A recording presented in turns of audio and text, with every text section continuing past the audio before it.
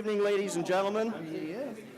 Okay, we'll wait for the clerk to get his audio going.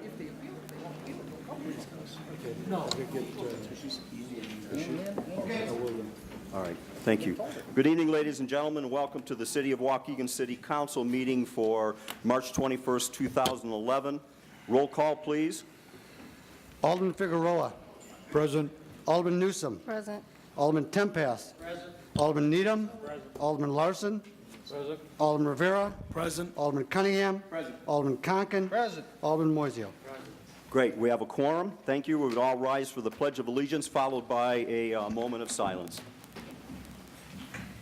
I pledge allegiance to the flag of the United States of America and to the republic for which it stands, one nation, under God, indivisible, with liberty and justice for all. A moment of silence, please, and if we could keep in mind the victims of the earthquake in Japan and other events that are going on globally where people are perishing and struggling for freedom. Please keep that in mind. Thank you.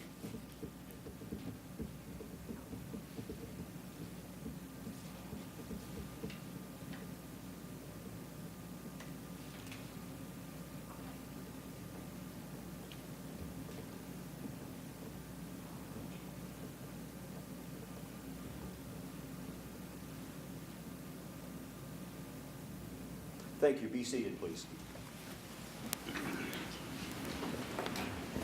Just want to warn everybody in the audience, we will have an executive session this evening, but it will come after the alderman's time, and it should be very short, but in essence, after the alderman's comments, the meeting will be, for all intents and purposes, over with. We'll open with my comments.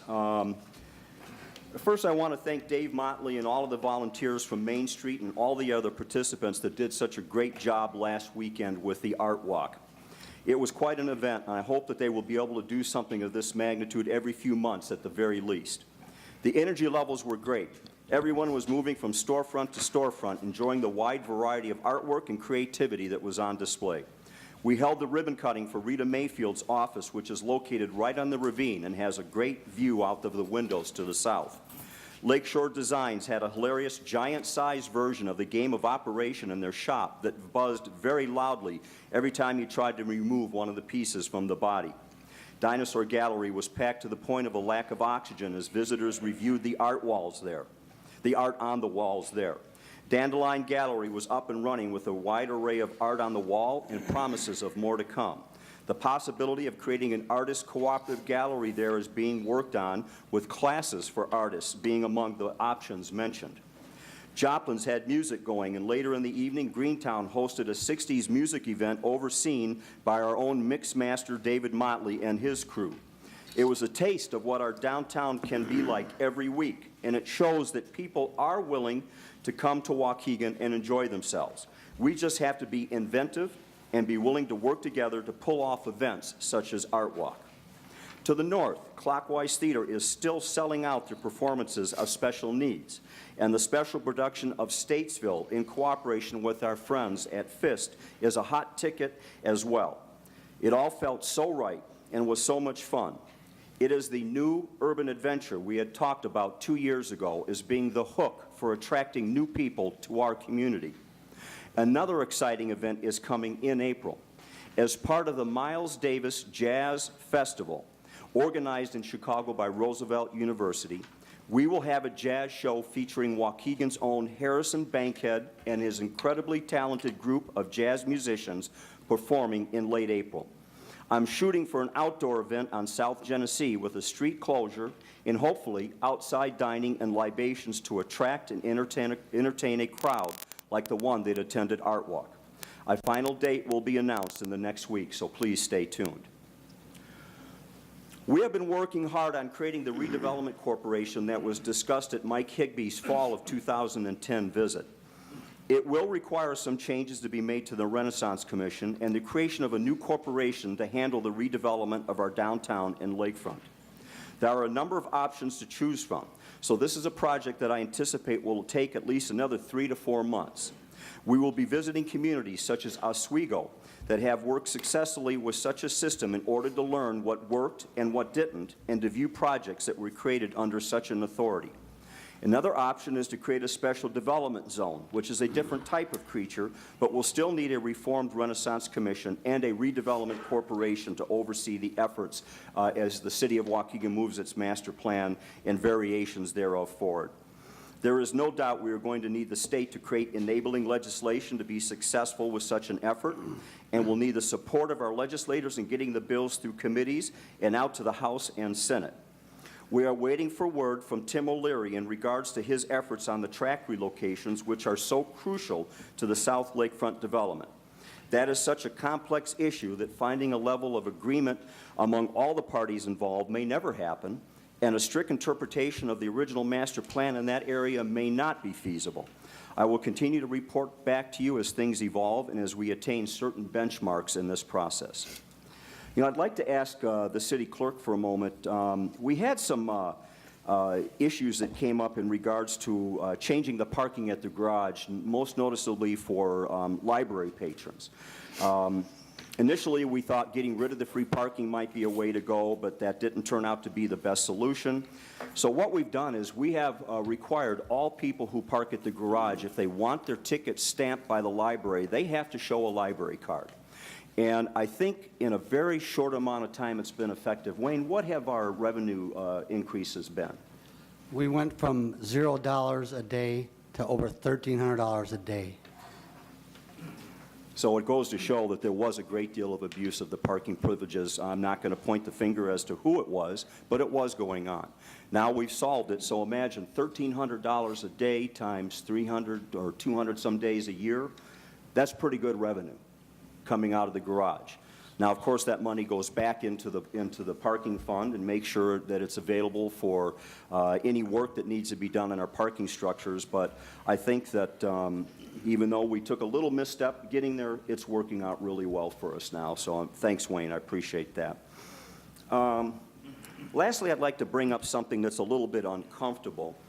It has come to my attention that there are discussions going on in certain areas, certain groups of the city of Waukegan regarding our financial situation and what we are telling our aldermen and the public as far as the amount of money that we have available to work with. I just want everybody to know that I take it personally when people claim that we are lying to them, that we are lying to our elected officials and that we are lying to the people of Waukegan insofar as how much money we have. We have never, at any time since I have been in this office, misrepresented what the city's fiscal situation was, either to the aldermen or to individuals from the public. And we will not do that. And I find it egregious at the very least that people would be saying such things, particularly pointing fingers at some of the best and brightest of our staff and people who have made it possible for the city to continue to function in the worst economic times we have seen, going back to maybe even including the Great Depression. So I'm hoping that this sort of unfair accusations and pointing fingers stops. Stop berating the people that work for the city. If you want to call somebody a liar and point a finger, do it to me. I'm not lying and I'm not misleading, but I'm the one that should have the comments made about.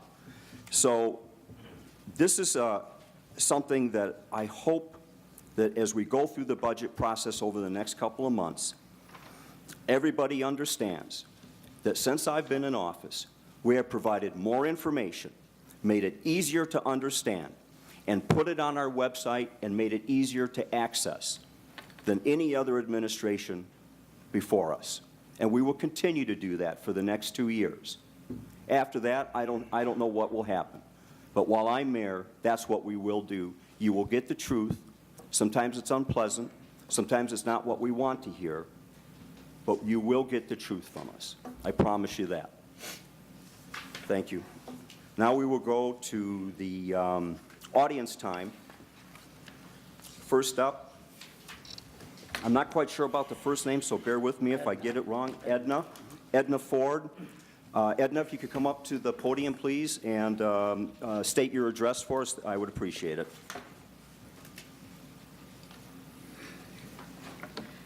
Edna Ford, 1119 10 Pin Lane.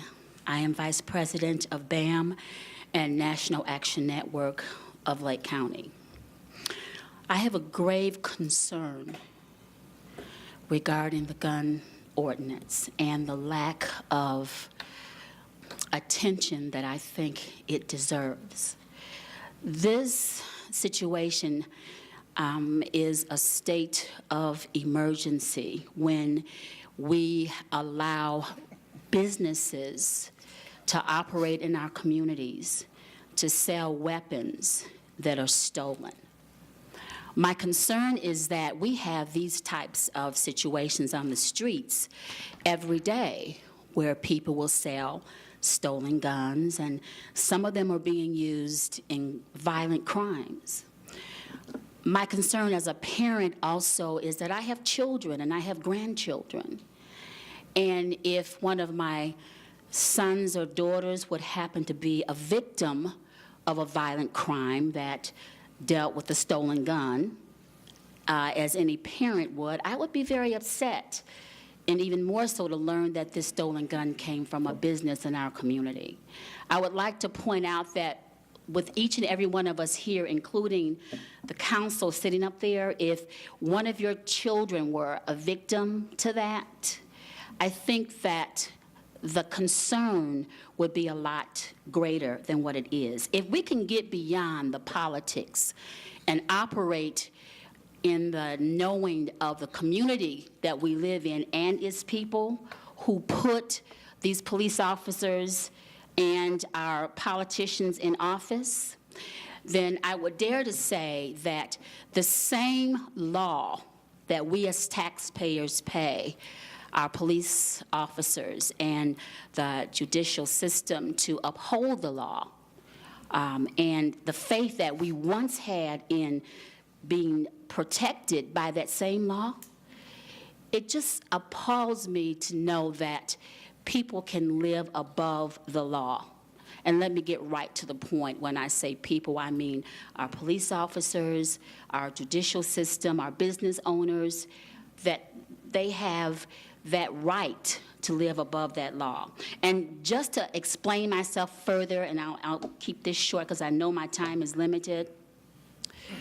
If someone on the streets is arrested for a stolen gun, then why wouldn't that business owner that sold that stolen gun have the same consequence? It takes only a moment to look at this and put something in effect that would indeed hold these business owners accountable to at least look at the gun, run it through whatever they need to run it through, just to make sure that it's not stolen, because the message is loud and clear. It's not confusing. It simply says that there's a different law for the business owner who can sell a stolen gun than there is for someone on the streets that can sell a stolen gun. So I'm going to say in short that no one, absolutely no one, should be above the law. The laws were made to serve and protect us. And we need to get back in our communities some of the faith and trust that we have in our police officers. We don't have that now. And frankly, that scares me. I consider this a state of emergency. So I implore you to please consider this as that. And just think about the fact that if one of your sons or daughters, again, fell prey to a violent crime that had to do with a stolen gun that was traced back to a business, what would your thoughts be? And how would you view that? Thank you. Thank you very much. Now, again, I'm going to try on the next one. Is it Beatrice Pierre? Did I get that right? No. Okay. If you'll correct me that for the record, that would be great, and give your address to me, please. Good evening. My name's Renitris Pierre, 424 Lawn Court, Waukegan, Illinois. I wanted to read this definition for you. It's from the Oxford American Dictionary. It is evade, a verb, which means escape or avoid, especially by cleverness or trickery. And what we have right now is not everyone on the city council is being evasive, but we have a couple that would like to kind of put the dirt under the rug. But this is something that cannot be avoided. It cannot be escaped. A stolen gun was sold in the Waukegan area to an individual that paid money that he worked for to have a gun that was supposed to be legal, and it was not. We are not here to argue facts about him firing the gun off when he was not supposed to. That's beside the point. The point now is that a business had sold a gun that once again was illegal. And so now we are not just asking, but we are in fact demanding that the city council take a position, a fervent and obvious position against actions like this occurring in the future. What does that mean? We mean that the ordinance that was being considered, that was tabled at the last city council meeting, we wanted to be brought up and we needed to be approved, because we cannot have this happen again. This business has a license to sell only legal guns, and when the city council allows them to go on after a gun that was stolen is sold, allows them to go on without consequence, that says you can do whatever you want as long as you're a business in the area and you're bringing in a certain amount of tax dollars and revenue, you can do whatever you want. That is not true. I would ask the city council this much: who do you work for? Do you work for a legal person or the people? Because as far as I know, it's the people of Waukegan that elect the city council, not a gun proprietor, last time I looked. So please, let's make a definite, immediate, expedient decision. Let's not be evasive anymore. It's time to be accountable to the people you work for, not shrinks. Thank you very much. Thank you.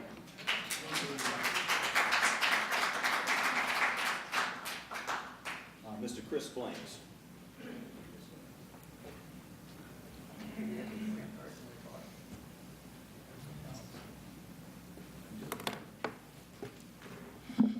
Brother Blanks, 409 Oak Street, Waukegan, founder and president of Black Abolition Movement for the Mind and National Action Network of Lake County.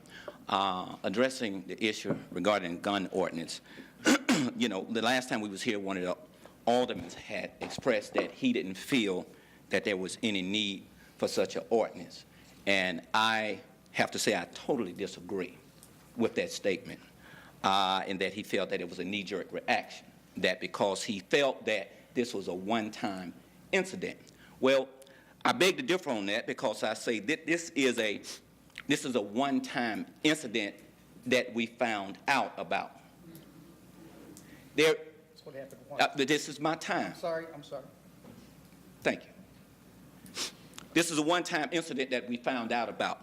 But there's nothing here to say that there was not previous guns that was sold by smoking guns. There was nothing to say that there was previous guns that were sold, because there was nothing in place. That's one that we found out about. So I beg to differ to say that this is a knee-jerk reaction at holding gun owners accountable, because we don't know how many were sold before that. I would implore and encourage the citizens of this city, if you ever purchased a gun from Smoking Gun, considering that we have found out there was one that was stolen, you need to go home and check your weapons and to make sure yours is not stolen. So we don't know how many sold before that, but we do need to put something in place to assure that if in the future that there is a stolen gun sold by Smoking Gun, that they can be held accountable. The citizens, we owe the citizens that. Now, with respect to the fact that we're waiting on gun legislations from the state, I understand that. But what I would like to say to that is that as the constituents of Waukegan, we elect our aldermen and our mayor to do immediately what is in the best interest of the citizens. I hear what you're saying about the state. and what legislation. We know that the gun ordinance is a hot legislation. Things are going in and out of the state all the time. Okay, so we could be waiting from now forever for the state, but you all have an obligation to the citizens of this community to put something in place now to protect them and make those adjustments and amendments as time go along with whatever the state is going to do. I mean, that's what an amendment is for. Make the adjustments as need to be. But now I'm requesting that you all put something in place that protects the citizens now. Make those adjustments and those amendments as time go on. Please take that into consideration. And I heard one of the aldermen say, First Ward aldermen say that responsible gun owners, and I was heard that he was under the impression that this young man did not have a valid FOID card. This young man had a valid, first of all, you cannot purchase a gun in the you cannot purchase a gun in the state without a valid FOID card. Correct me if I'm wrong. Point of order, Your Honor. Okay. I did not speak to this young man, nor did I say that to this young man. So please get your facts right, sir. Okay, Point no, of order, let's- Your let's, Honor. Thank you, sir. okay. Let's spoke stop to it me. right here. All right. Please finish your Thank remarks, you. Chris. All right. As I wrap this up, all I want to say is, as Edwina said, I'm sorry, Sister Edna said, if smoking guns sell a stolen gun tomorrow, on Tuesday, we find out that a citizen have been shot on Wednesday, and that gun was stolen. Answer me this. If I get in touch with my attorneys in Chicago or New York to hold someone accountable, should we hold accountable smoking gun, A?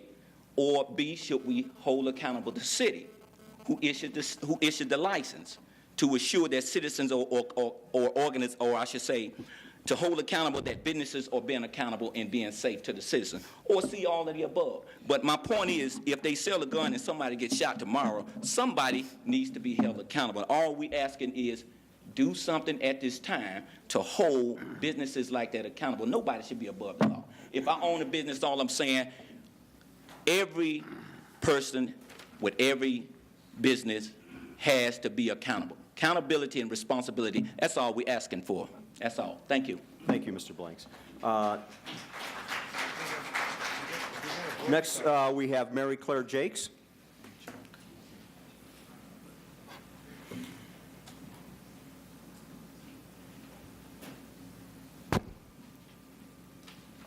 Hello, everyone. I'm Mary Claire Jakes, 1944 Ash Street in Waukegan.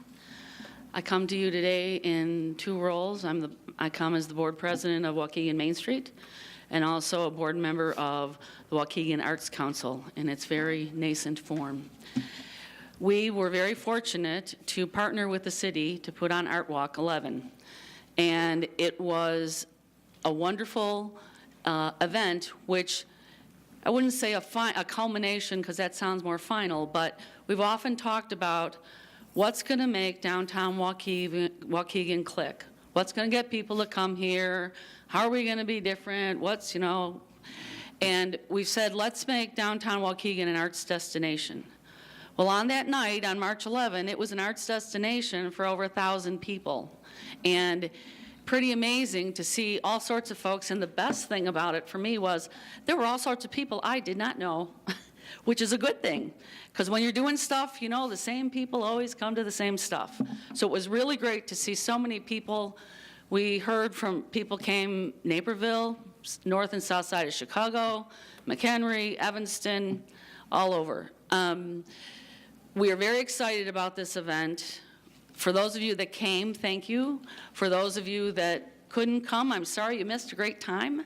The next one is planned for May 14th, which is a Saturday. We hope you can all come. Two other things happening downtown that I just wanted to bring up to you. Violet Ricker will be giving you a more economic look at Art Walk later on today, but last Saturday was the grand opening for Big Ed's Bar and Grill.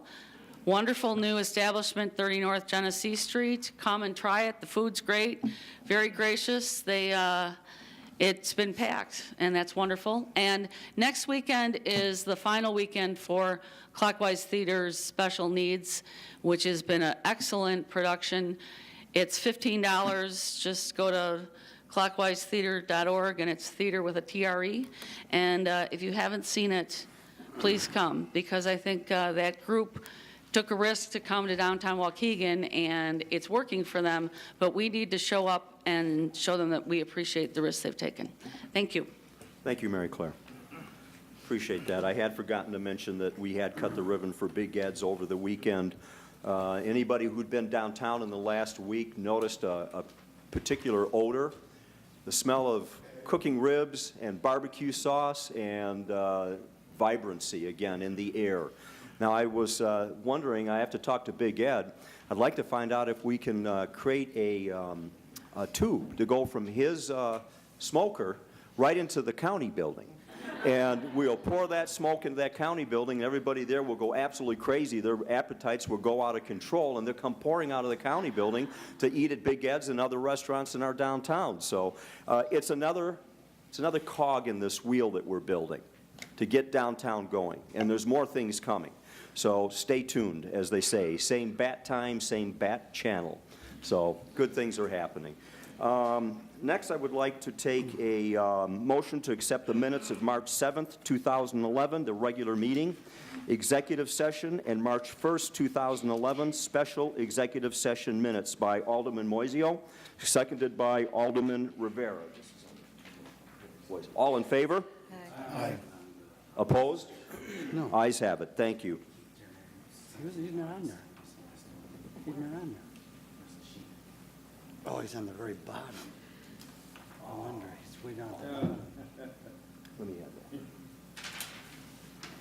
We missed an individual who had signed up to speak, but Keith, where are you? Got to sign below that last name. We didn't even know you had signed up on there. So if you do sign up, make sure you sign in sequential order so we don't miss you. Keith, please. Thank you. My name is Keith Turner. I live at 1320 North Jackson Street. I had a particular item that I wanted to talk about to bring to the mayor's attention and the city council, but after listening to the previous commenters, I feel compelled to comment as well. And while your comments are well-intentioned, I think they're slightly misinformed. The gentleman was arrested for discharging a firearm in public and not for a stolen weapon. It was only after he was arrested that weapon was determined to be stolen. Smoking guns has been in business for 30, 40 years. They have an exceptional record in our community, and they made a mistake. The reason that mistake was made is because there's no vehicle in place for that business when they receive a gun to check and see if it's stolen. So yes, we could learn from the mistake. Maybe we have Smoking Gun or other businesses simply pick up the phone, call police dispatch, and say, hey, I got a new gun. Can you run the serial number? It can happen in minutes. So yeah, we can learn from it and maybe alleviate that mistake. But I think it's irresponsible to imply that that business consciously violated law and it was receiving and intentionally receiving and selling stolen weapons. I don't think that's accurate. Thank you. Now, to my original comments. Recently, there has been some criminal activity in the 6th Ward. A couple of 3 weeks ago, there was a shooting in the 1400 block of Hickory Street. And last Sunday, there was a drug bust in the 1300 block of North Jackson Street. So I'm here to talk about the great police officers that we have in the city of Waukegan, how responsive, efficient, and effective they are, and the stupidity of criminals. Now, these guys got to be stupid. They're firing off a gun, taking target practice on the Alderman's block. And it was through the great work of our police department who were able to track these 2 individuals and retrieve an illegal weapon around the corner, right? Tractors found their tracks in the snow and got them. Great work by the police. A high level of stupidity by these 2 guys, right? Last Sunday, I'm going in and out of my alley running errands, and I noticed a suspicious vehicle parked behind my neighbor's house, immediately next door to me. And I thought, something's not right. The car doesn't fit. And normally I would have gone out and said, hey, what are you doing out here? I wasn't feeling well, and I elected to call the police. Within minutes, the following officers responded: Sergeant Burleson, Officers Drexler, Officer Perez, Officer Schmidt, and Officer Kidd responded to a suspicious vehicle in my alley and made a significant drug bust. Several $1,000s in cash and several ounces of marijuana. This is the kind of service that we get from our police officers, and it wasn't there alone. And I'm not trying to take any credit, but my point is that we have to be aware of what goes on in our community, and we have to take the bold step to call it out and bring it to the attention of the police. And in my experience, the 11 years that I lived in Waukegan, I've called the police many times on suspicious activity, whether it's someone driving down the street erratically putting others at safety at risk. When we had the last snowstorm or ice storm, there was a guy driving on Waukegan Road erratically. Called the police, they responded, pulled him over, drunk and driving, okay? But my point is we have to be aware, and we have to help our police do their jobs. So I want to thank you, and I also want to thank Alderman Tempest, who was very responsive when I called you, Larry, about the drug activity over there. I want to thank you for the attention you gave it. And I want to also thank God that no one on your block was injured in that shooting. Thank you all very much. Thank you, Keith.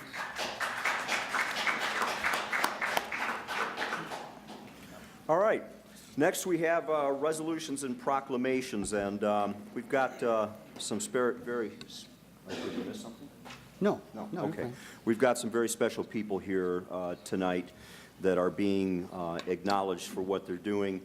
Mr. Clerk, item A. Is Meredith Carpentier here? No? I thought she was supposed to be your first meeting next month. I called her father. We can hold this over. Sure, We'll yeah. just hold it over. Absolutely. She's not here. We're going to do a resolution number 11R41 for Joshua Martinez. Whereas Joshua Martinez is a third grader at Clearview Elementary School, and whereas Joshua Martinez, due to his physical challenges, has learned to adapt with the aid of a special computer tracking mouse, ball, and IntelliKey keyboard, he is mastering the art of communication. And whereas Joshua Martinez's positive attitude and dedication has earned him the nickname Mr. Famous at Clearview Elementary School, and whereas Joshua Martinez has earned the 2011 Outstanding Student Technology Award from the Infotech Incorporated Corporation, now therefore be resolved that Mayor Sabanjan, members of the Waukegan, Illinois City Council recognize Joshua Martinez for his prestigious award and deem it a pleasure to acknowledge and identify him as one of the rising stars of Waukegan. Be it further resolved that a suitably embossed copy of this resolution signed by the mayor and city clerk be presented to Joshua Martinez dated this 21st day of March 2011.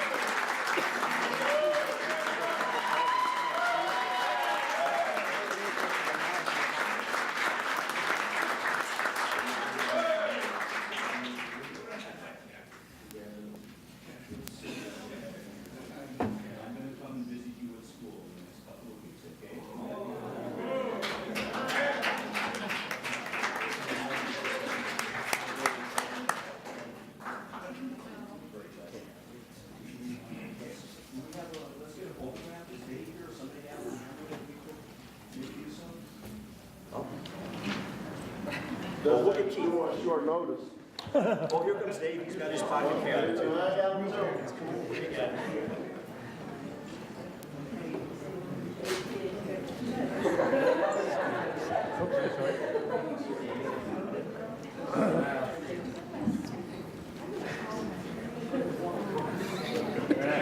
Very good, Josh. Appreciate seeing that.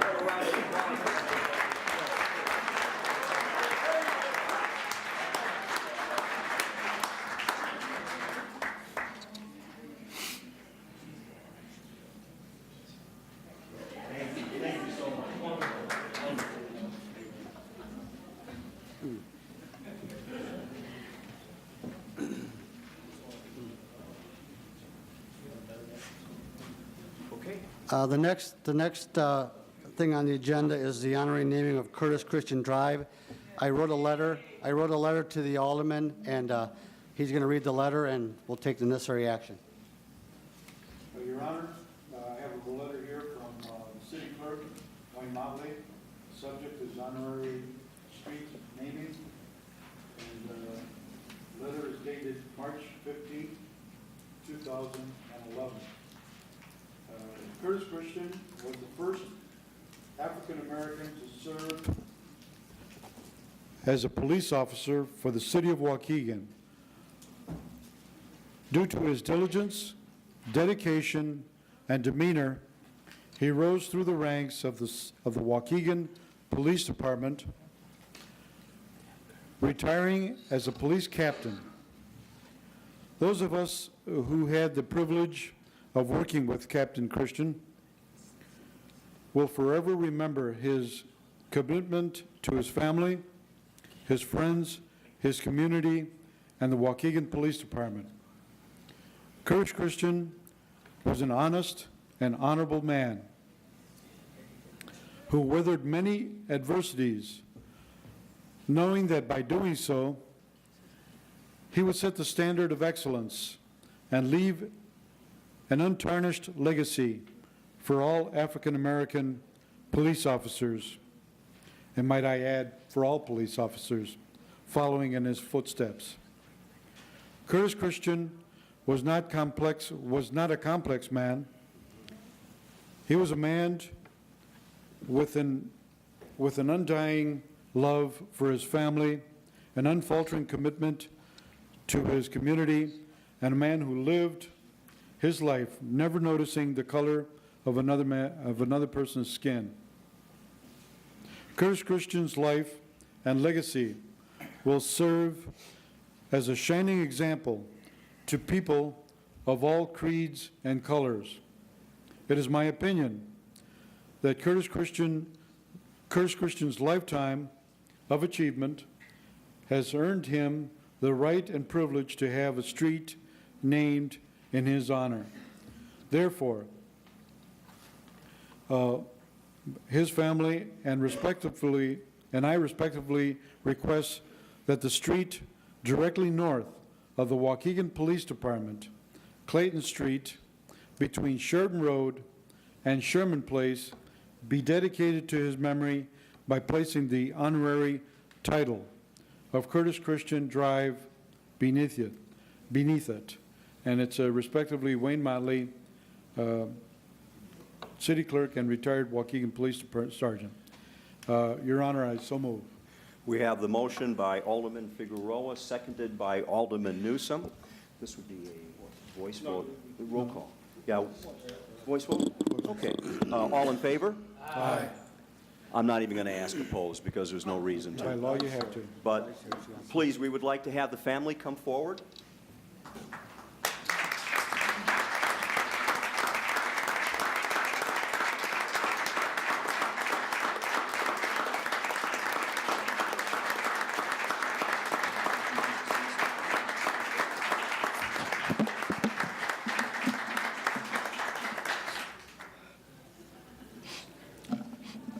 To the mayor, I'm going to screw this up. To the mayor and the city clerk, aldermen and the council members, the family and I are grateful and very appreciative that you have honored Curtis in this way. Our family will continue to cherish his name and will always remember what he's meant to us, the Waukegan Police Department, and the community. Thank you so very much.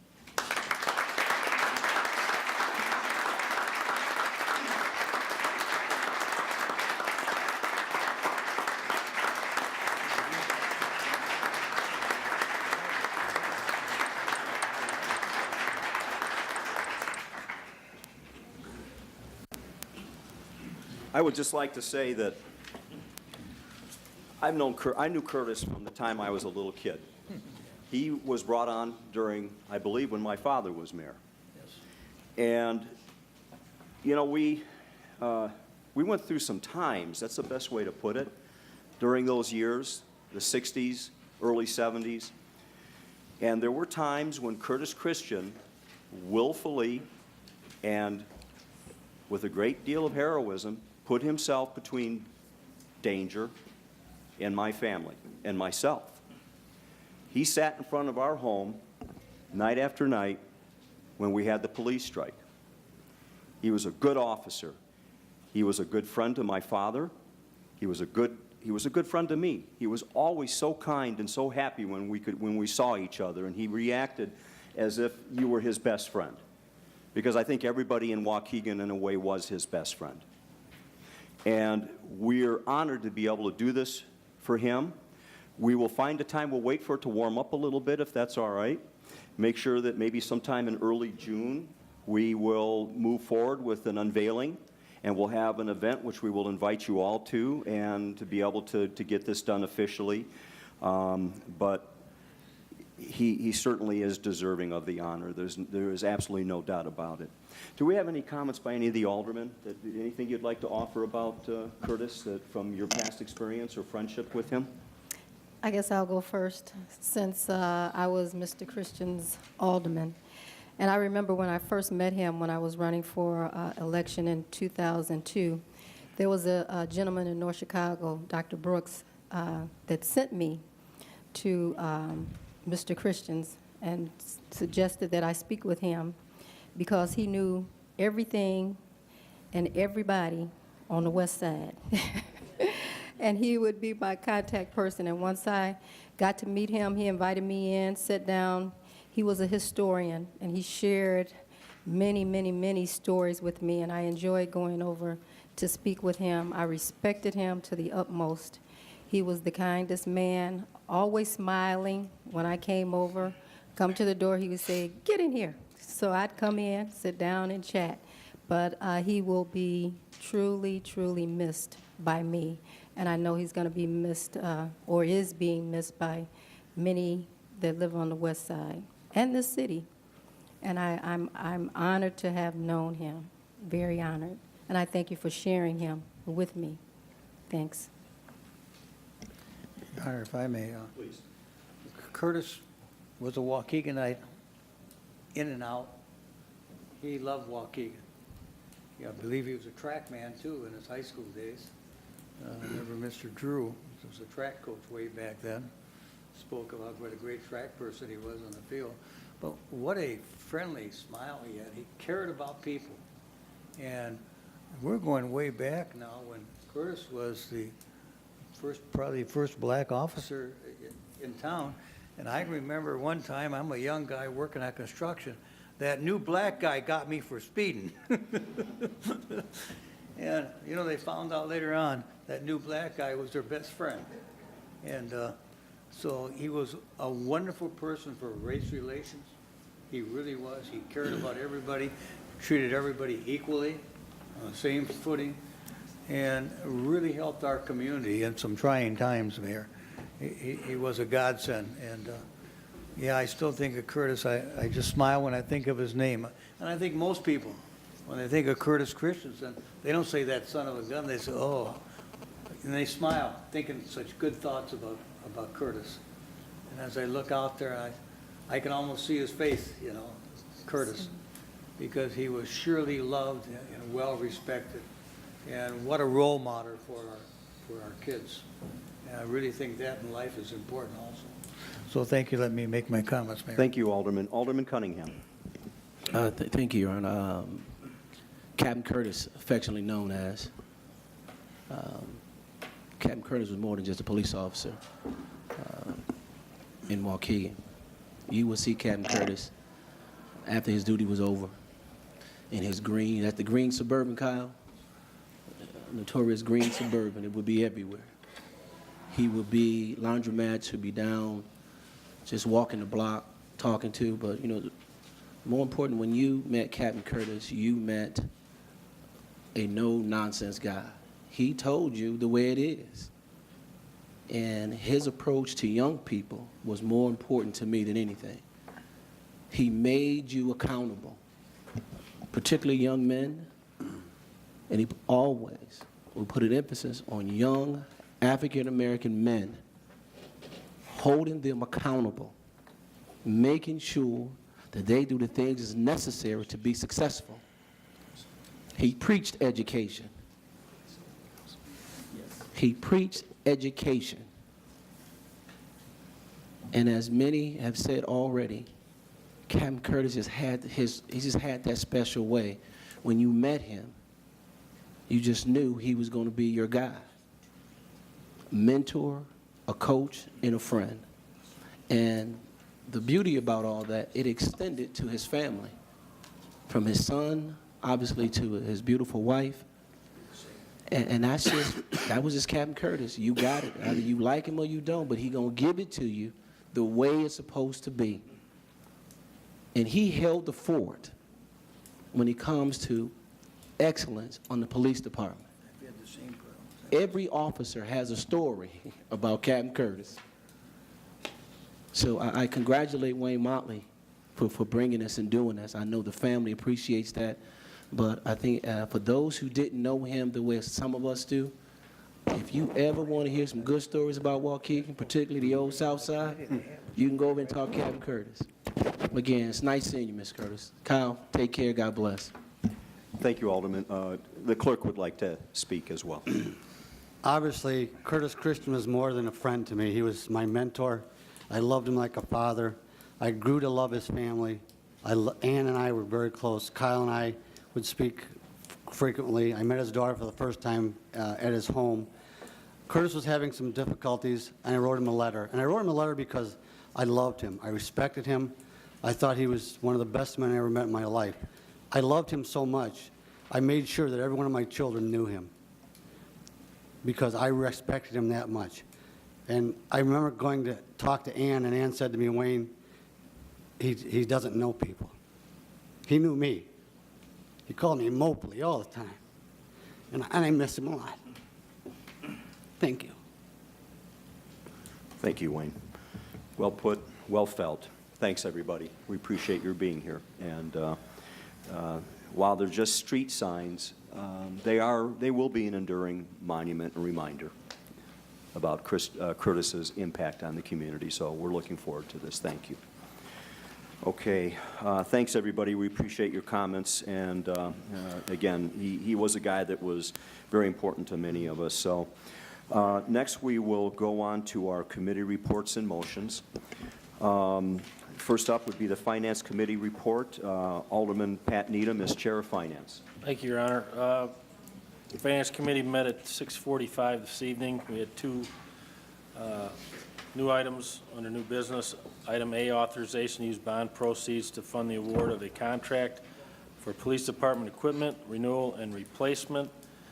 Finance Committee recommends, and I so move that the Finance Committee recommend that the City Council authorizes the use of bond proceeds to fund the award of a contract to Aircon Refrigeration and Heating Incorporated for the purpose of police equipment, renewal and replacement, specifically for the roof and HVAC project in amount not to exceed $433,705. Budget code 307-1307-26392, and I so move. We have the motion by Alderman Needham, seconded by Alderman Tempest. Roll call, please. Alderman Figueroa. Aye. Alderman Newsom. Aye. Alderman Tempest. Aye. Alderman Needham. Aye. Alderman Larson. Aye. Alderman Rivera. Aye. Alderman Cunningham. Alderman Conken. Aye. Alderman Moiseo. Ayes have it. Thank you. Item B is the second part of this, the fix for the police department. Finance Committee recommends, and I so move that the Finance Committee recommends to the City Council authorizes use of bond proceeds to fund the award of a contract to DCG Roofing Solutions Incorporated for the purpose of police department equipment renewal and replacement, specifically a project for roof replacement in amount not to exceed $477,637. Budget code 307-1307-26392, and I so move. We have the motion by Alderman Needham, seconded by Alderman Tempest. Roll call, please. Alderman Figueroa. Aye. Alderman Newsom. Aye. Alderman Tempest. Aye. Alderman Needham. Aye. Alderman Larson. Aye. Alderman Rivera. Aye. Alderman Cunningham. Alderman Conken. Aye. Alderman Moiseo. And if I can add, Your Honor, the long overdue replacement in It is, and a lot of people may not understand. This is an issue of just about comfort. It's an issue about protecting extremely sensitive and expensive equipment that is contained within the police department that is absolutely crucial to the day-to-day operations of our safety personnel in the city of Waukegan. In fact, we had a real example of what can go wrong when these systems are not working right just a couple weeks ago, where our servers began to overheat because the air conditioning wasn't working properly, and it put at risk all of the equipment. Luckily, we had staff that was able to address it. They were able to solve the problem and protect the information, but it did show that we absolutely needed to do this. And the roof is important because the building leaks like a sieve. And what we're hoping to do, not hoping, what we are going to do is, everybody is aware of the old city hall next to us. Well, we're working together with the chief and everybody in the department to expand that police department throughout the building, so they have full use of the extra offices and space. And by having a good solid roof and a good HVAC and heating system, it will make it a more productive work environment. So again, I just wanted to give you a brief explanation. That does conclude the business for the Finance Committee for this evening. Next up, we have the Public Works Committee, Alderman Rafael Rivera, Chair. Thank you, Your Honor. Item A, adopt an ordinance regarding certain water and sewage fees as presented. We got everything out of committee, Your Honor, with the exception, well, there were some questions on 24, not questions, but what we did was, what we proposed for that one, for section 24-139, changes for the connection of real estate property within the city to the city's water system. The only change that we made, instead of going from $1,200 to $2,400 for the connection fees for residential dwelling units, we went from $1,200 to $1,800.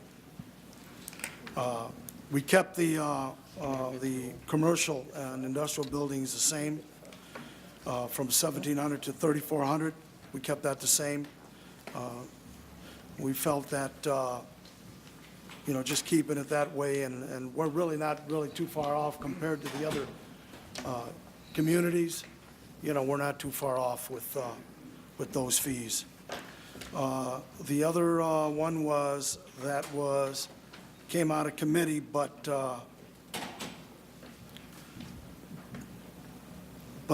denied, I believe, was,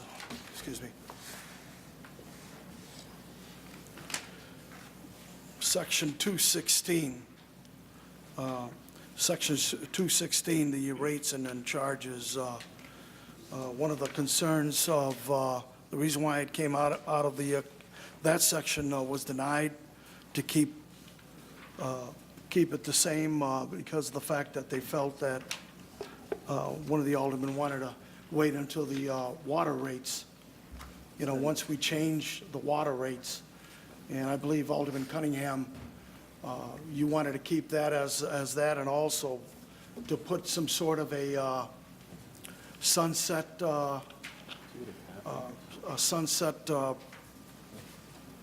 proposal on that.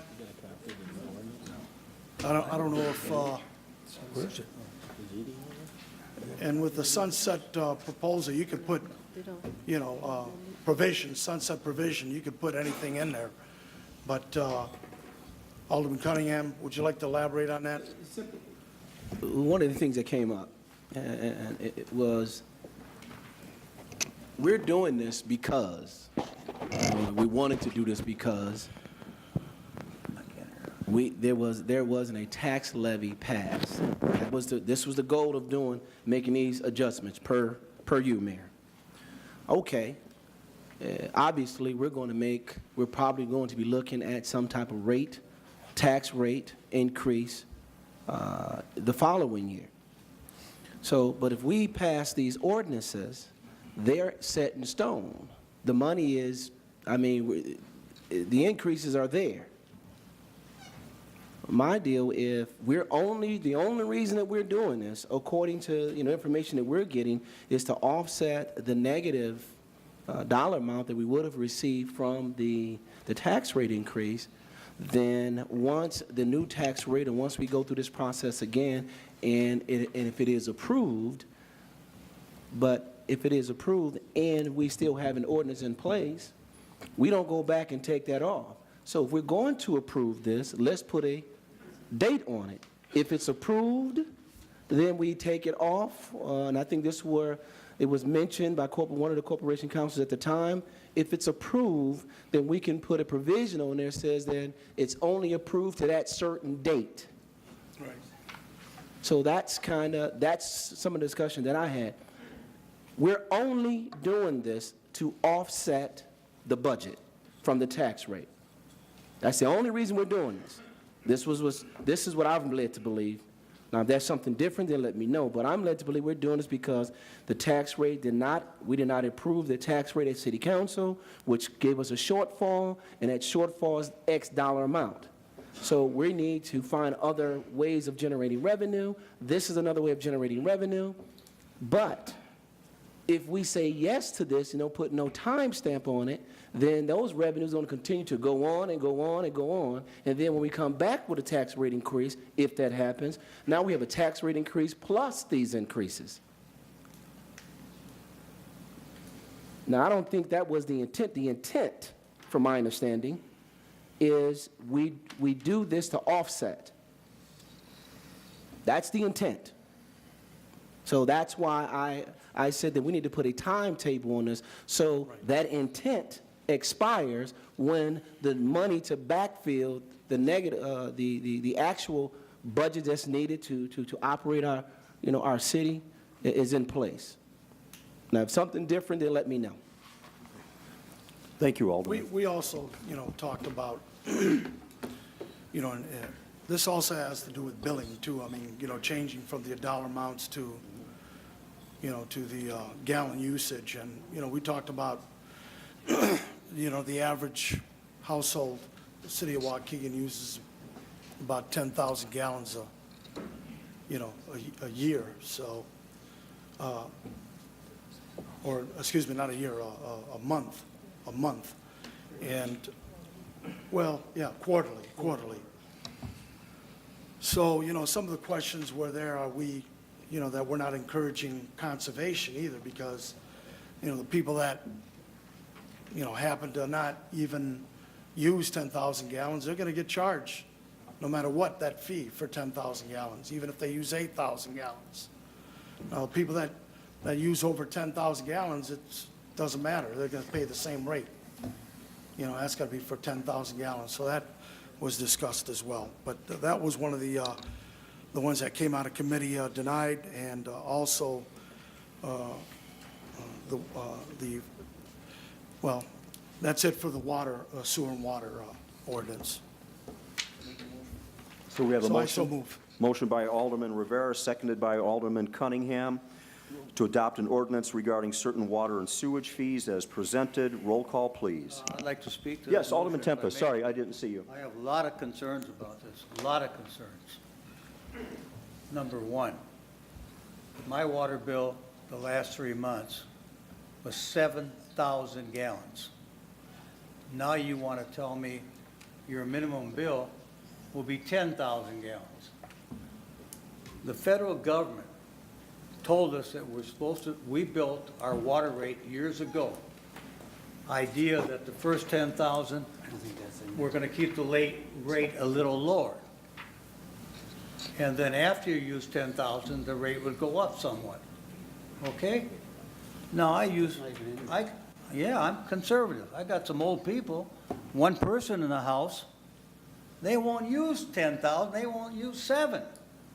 But we're going to charge them a minimum bill of 10,000 gallons. Alderman Now, Tempest. tell me what was wrong with this. I have the floor. No, you do, sir, but I just want to let you know it's not in there. Well, That was taken out by number- committee. number two, Just so Your you Honor. knew that.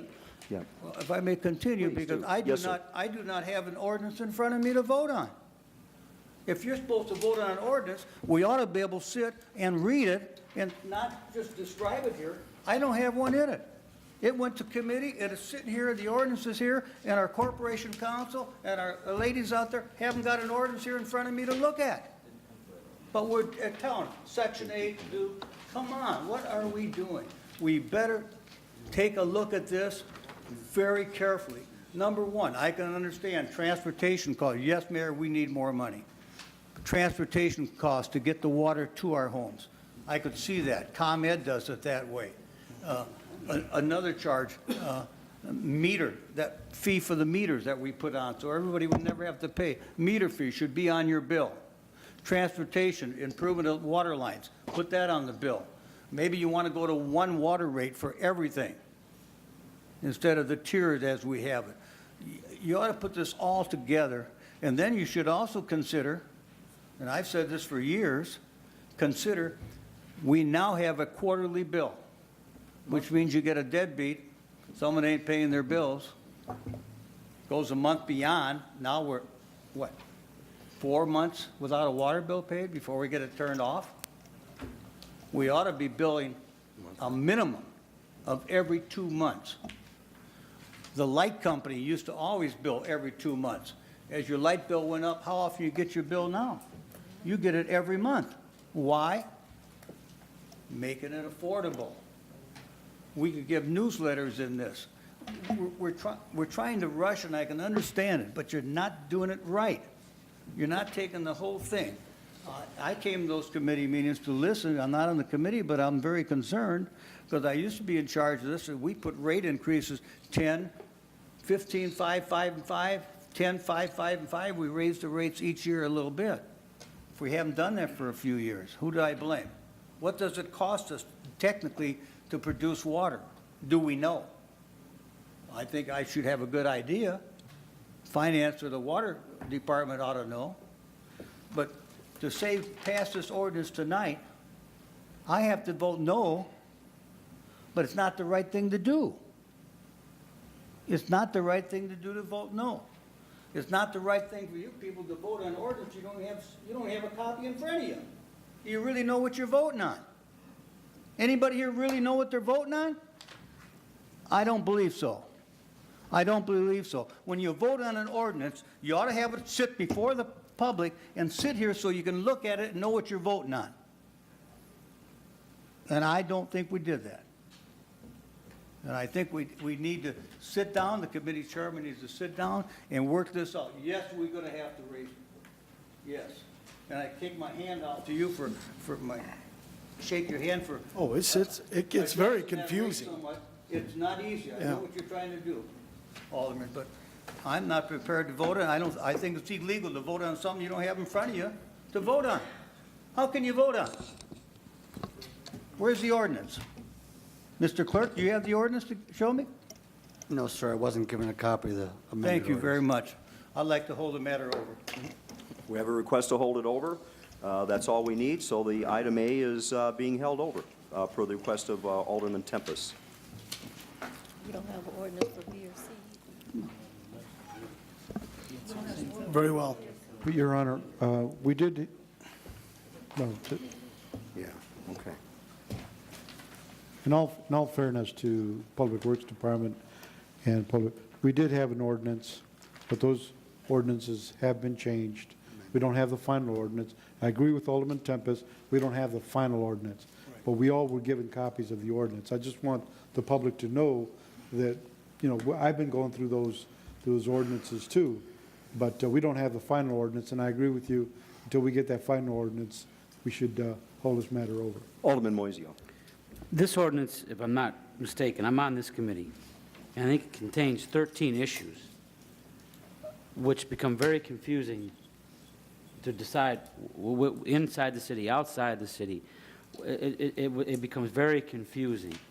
I asked last time, is there any way we can pull out the ones that were ready, the ones are not, and we said we couldn't do that. I don't know why, but we said we couldn't do it.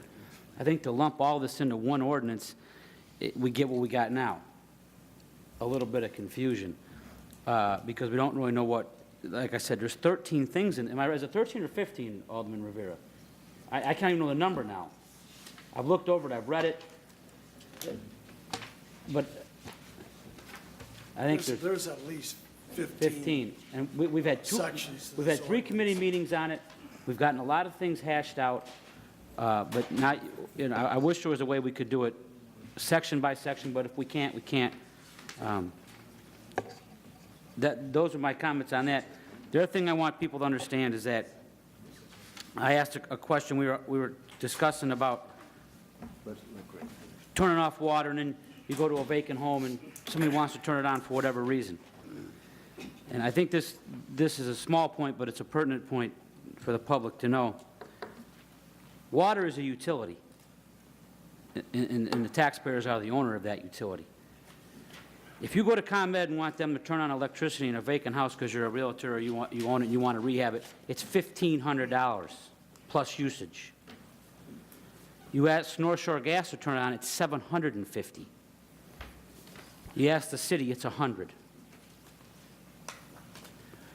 I asked Mr. Haggerty, and I think everybody up here knows that, if we were in the business of water, we'd be bankrupt a long time ago. We aren't even covering our costs to deliver the service of water. And now we're at where we're at. We're way behind. Just think of those numbers I gave you. ComEd's $1,500 just to go turn it on. North Shore Gas is $750 to turn it on, and we were only charging $100 just to turn it on. And now those costs have caught up to us. So as Alderman Tempest says, we got to do something, because it's a service that, and it's a utility, and in my opinion, it's the most valuable utility. And we have not been using a business model when it comes to water. We have to start, or we're going to be in worse shape than we are now. Thanks. Thank you, Alderman. Clerk Motley wanted to explain something regarding the... Alderman Moise, you asked about the codification of the ordinances, and the problem is, in this particular ordinance, there's 15 separate sections just in this one ordinance. If I send 3 of those ordinances for codification, they'll be codified, sent back to me, those will be entered in the book. Then when the other ones are passed, they'll be codified and sent back. And I asked Corporation Counsel, I asked Ann Lynn, and I spoke to the chairman, Alderman Rivera, and asked him to simplify this process by simply passing these ordinances, and once they're all passed, come at the final meeting and pass all of them as one, then I can enter them into the municipal code codification book as one ordinance with 15 sections. And it's just simpler for me and for the municipal code to get this done. And that's why we're kind of in between with this ordinance, because it is such a difficult, and I've sat through the meetings too, and I can't keep track of it. Imagine what they'd do if they try to codify these ordinances. Here's the problem with all of this, is that when you have 13 issues that are, some of them of this importance, I may agree with 11 of them, and I may disagree with 2 of them. I got to vote no. I know. And that's not the way to do business. That's not the way we should be doing business. That's my whole point. Well, I think one thing we need to let people know is that from our understanding, that we took an existing ordinance. Right. We didn't create this in this fashion. And we worked on what was the context of an existing ordinance. And if the committee had requested that the ordinance be broken down into separate individual items, it could have been done at the committee level, then brought to us one at a time. Or as, you could have voted on them, and that would have been under your Public Works Committee agenda for this evening, all of these different items, 13, 14, 15, whatever it would happen to be. Well, we did ask for that. And Ann said you could not recreate? We had to take the ordinance as it is. Okay. When you vote for one of them, you vote for all of them. That was one of the original concerns that we had when we put it in committee before. Can we break these up and vote individual for the garbage, for the rating, for the, all of them? I don't know all the heads. Water and sewer. Can we break them? I'm sorry, break those up. So, and we were informed. We were informed in committee, and I think out here. No, it was all a one for all. That's kind of... I think that what happened probably is that the opportunity was missed to start fresh and create each one as a new ordinance unto itself, then being acted on individually at the committee level. And it may have been the idea that, well, I mean, you're dealing with 13 to 15 items anyway, so why not do them individually? And unfortunately, we are late in the game, but we will have to go back and talk to Ann, she was the person that was in charge of handling this ordinance and getting it to committee. We'll have to find how long it will take her to just separate those out and create them as individual ordinances. We'll have to find, and again, Corporation Counsel, I don't believe, it feels that that would be inappropriate to do that. You know, Mayor? Just let. Sure. Yeah. No, I think certainly the council prefers to vote on things individually. That's their prerogative. This did not come through my office, so I'm not up to speed on these particular ordinances. But I certainly think the council can take it in whatever order it wishes and break it down however it wishes in terms of voting. Well, you know, Please. I think, you know, the only, where we're concerned is that one particular section that Alderman Tempest is referring to, and that's the rates. You know, I think everything else, the committee, you know, basically, you know, agreed on, so. Well, I mean, it is. But if the Alderman already has a holdover, I mean, then we can go back to do what. You'll have to what is start, being yeah, you have to take asked. it back and bring it back in 2 That's weeks fine. then if it'll be ready. All right. So, and we'll make sure that Ann gets in touch with you and kind of shepherds that through and make sure you all have a copy of it, although it was available, and obviously, if you attended the committee meeting, that it was there, but it was not prepared. I mean, this is part of what happens when you start to, I mean, we have been cutting staff back, and people are doing more and more things, and I'll admit, a couple of things here and there do get overlooked. I'm not going to deny that. But we'll talk to Ann tomorrow, and we'll get this going. Alderman Needham, please. Your Honor, with the age of computers, we can redline things, we can strike out, we can put add, delete in the margins, we can have revisions. Why can't we do it like that? A lot of times we'll get the ordinance, we don't know what was pulled out and what was added into it. I mean, I think it would be a lot simpler if there's all these items that we're talking about, that you go through the ordinance and knock them down one at a time, so we know exactly what we're talking about. Alderman Rivera, now I thought I had seen a printed version of this early on. Was that not done? Were there not the strikeouts and the new language Yes. added? So that was Yes. all there. Yeah, And I've got it right here. But you don't have it in front of you right I now. have mine. I don't know if the rest of the Aldermen have their, Yeah, I'm not but sure. I have mine. You know, I think that one of the things that we're going to, and that was one of the reasons why we wanted to do that committee of the whole, Yeah. was to be able to get to the meat of these things and spot when there was somebody had a concern. And I think one of the things that what we will start doing in your packet is, it's going to get much larger, but what we will do is we will make sure that every agenda item on here, you will get the packet that was delivered to the committee that is in charge of these individual actions. So what we will do is we will in essence just deliver to you, when we deliver the agenda, those packet items, so you have them. But you got to look at them, though. Yeah, you have to take the time. But if we could come on Wednesday and hash some of these things out, and Larry's question would have popped up right then and there, and we could have then taken the actions to correct it before either the agenda for today's meeting, or just said, look, let's take 2 more weeks, and we'll get to it then. Alderman Tempest. As I looked, I went in the back room, picked up my file on this, and I looked real quick. Water rates, Your Honor, have not been raised since, I think you pointed out, 2008. I mean, 2008, we haven't adjusted our water rates. Our chemical costs down at the plant have gone up. Our electricity has gone up. A lot of factors have gone up.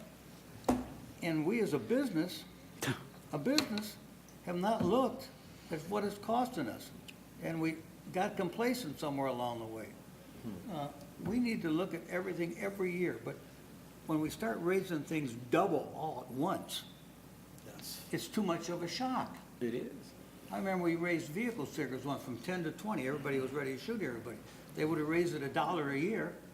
After 10 years, it would have been up to 20, and they would have had all those extra dollars along the way to help. Instead, we need to look every year of where we are. I don't disagree at all. But I think part of it is that what we're dealing with right now is not like every other year. No. The situation that we're involved in relative to the levy and the decisions that were made have put us into a situation where we are trying to move as quickly as possible to understand what our revenue streams are, what they're going to be, as we are entering into the final phases as of this day of the budget. And you all have your books. They're all ready for you to be, they were ready for on Friday for pickup.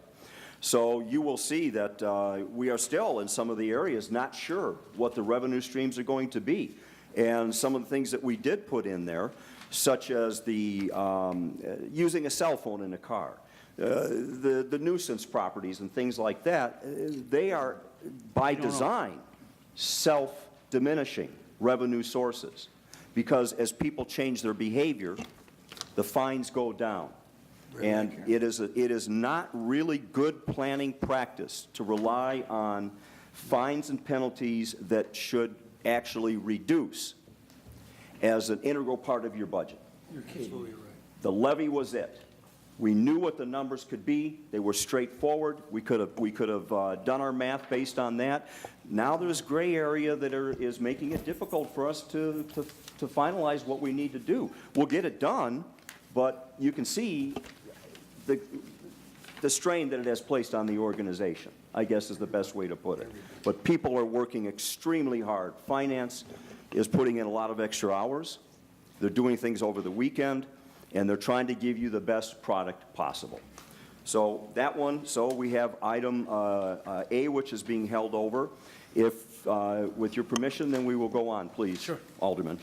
Item B, here's item B, which is to adopt the ordinance regarding rates for collection of garbage, yard waste, or recyclable materials as presented. And I know what was proposed, that's a big jump, going from 100% jump, which we all decided to go with. I asked for some options from Tom, our Public Works Director, and he gave me these options, presented it to the committee, and we all decided to go with, I don't know if everyone has it in front of them, but we all decided to go with the, in the chart, which would be considered, I don't know, item B, I guess, which would be, $5 monthly, which came up to about $15 quarterly. Which would, generate an annual revenue of about almost 1.2 million. So we went with that instead of jumping as high as $62.50. So that's what we agreed on. And I so move. We have the motion by Alderman Rivera, seconded by Alderman Cunningham. Do we have any comments? Alderman Moiseo. During the committee meeting, I asked Mr. Haggerty about this, and our garbage collector is Veolia. And Veolia is a business. And Veolia has raised their rates for the next 2 years, which is what our contract extends to. So you have to figure out the math. We have a business who collects our garbage. They raised their rates. So for us to keep up, we had to do something. Okay, thank you. And I think the public should know that 90% of the cost of your garbage collection heretofore has been borne by the city of Waukegan. Right. Your Honor, We I'd only like to take charge you- exception to that. Yes. Although it is paid by the city of Waukegan, it is from funds collected by the taxes. These people pay their garbage pickup through their taxes. And I They don't, pay a percentage of it. The rest of it has been coming from general fund, or and it's been which is where the taxes go, correct? Well, but it is not designated for garbage pickup. I realize that there's no line item on the tax bill for garbage pickup. However, the people in the city of Waukegan have known historically that their garbage pickup and this contract was negotiated by the city for them and was paid for by their taxes. It is. So I take exception to the fact that everybody's calling this that it's not in the taxes. Yes, it is. It's part of your taxes. It is, but it's not paid Thank for not at the full amount. And as I said, when you're steering money from things like the water fund, which should have nothing to do with garbage pickup, goes into general revenue. It's allowed them to steer into other expense accounts. You are moving money around, and you are playing a little bit of a shell game. But at one to do time, that. At one time, you probably didn't have to do that. At one time, when the garbage pickup was, granted, it's gone up in the years, but at one time when the garbage was cheaper, it probably was all included in, without. And we can't address that. We don't know that. You know, so I mean, that's conjecture, but I understand it probably was less expensive. But we have before us tonight item B. Alderman Rivera, would you like Now, to move it forward? I so move. Okay. So, and I just wanted to say that, our garbage contract, it's about $5 million? It is, yes. And even with this, it's only still covering maybe a third of it. The rest has to come through, through revenue and whatever we get into. Well, Comes out of the general fund. Yeah, but Your Honor, Greg Morzio, I'm sorry about that, Greg. Alderman Morzio said it best. We have not made the adjustments on our end. If the garbage pickup was $1.50 and we only charged $1, shame on us. We had the people in place to make those decisions. We had the folks who said was doing a great job. We did, not the people, we did. They never brought that recommendation to this council over the last at least 10 years, and prior to that, they never brought the recommendation to us. It was, to Alderman Conkin's point, it has always led to believe that the property taxes that people pay in this community would offset the services that they get. Now, if those services, the cost of those services has increased, then we should have increased. You know, call it is what it is. What it is. We need to pay for the new services that are here. That's what we need to do. That's just bottom line. That's what we need to do. The cost of those services, why don't you give us a cost of those services, and then we'll go from there. What you're giving us, I shouldn't say what you're giving us, what we're getting is it costs this much, it costs that much, it costs that much, we got to pay up. Well, what is the cost? People don't mind paying for service, but if you don't tell them what service they're getting, they ain't going to pay for anything. So, you know, this whole thing about we must go up on our fees because the general fund wasn't predicted. It was predicted to do that. That is the land of the law in Waukegan. We just need to find out what the cost is. Right. We don't even know what the cost is yet. Someone said earlier, our water rates is going up, but we hasn't gone up. Well, what is the cost? Is it $4 a person, $2 a person, $1 per person? We don't know what the cost is. You know, it's very frustrating to hear that all of this is going on the backs of Waukegan folks.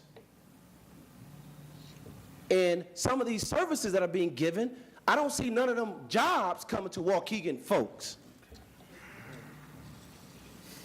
So why don't you give us, Mayor, this is not directed at you, please. This is not a target of you and your staff, but I think, as we're moving into this new generation of giving straight talk and finding what the actual cost is, let's just find out what the cost is and then present it to the people, and then we go from there. But I think in another year's time, we're going to come back again and say, we got to increase those rates, because we don't know. We're shooting from the hip. What we have to do immediately, that's something we have to decide on this council.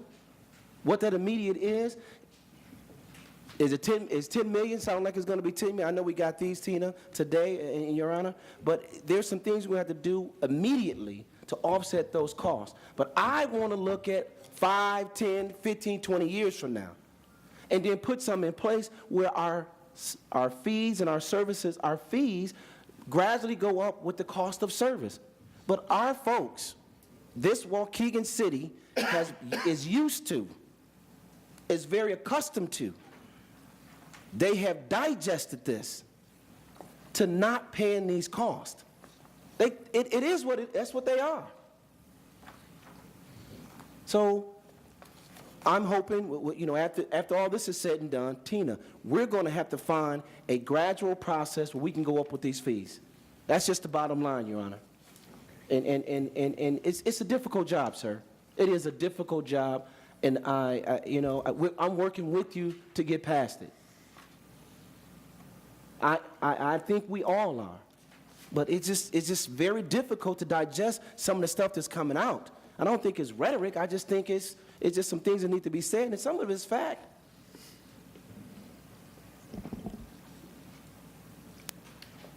Thank you, Alderman. Thank Your you, Honor? sir. Thank you for listening. Yes, Alderman I Needham. just got a question. Were we supposed to get copies of the next two ordinances, B and C?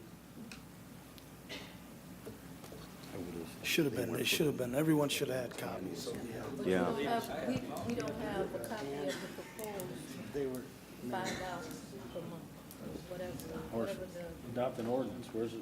I don't No, have- not an ordinance, We no. don't have copies of the ordinance. Obviously, as I said, I think what happened was that a lot of people are not in the building right now. They're taking their vacation, that time they had to take.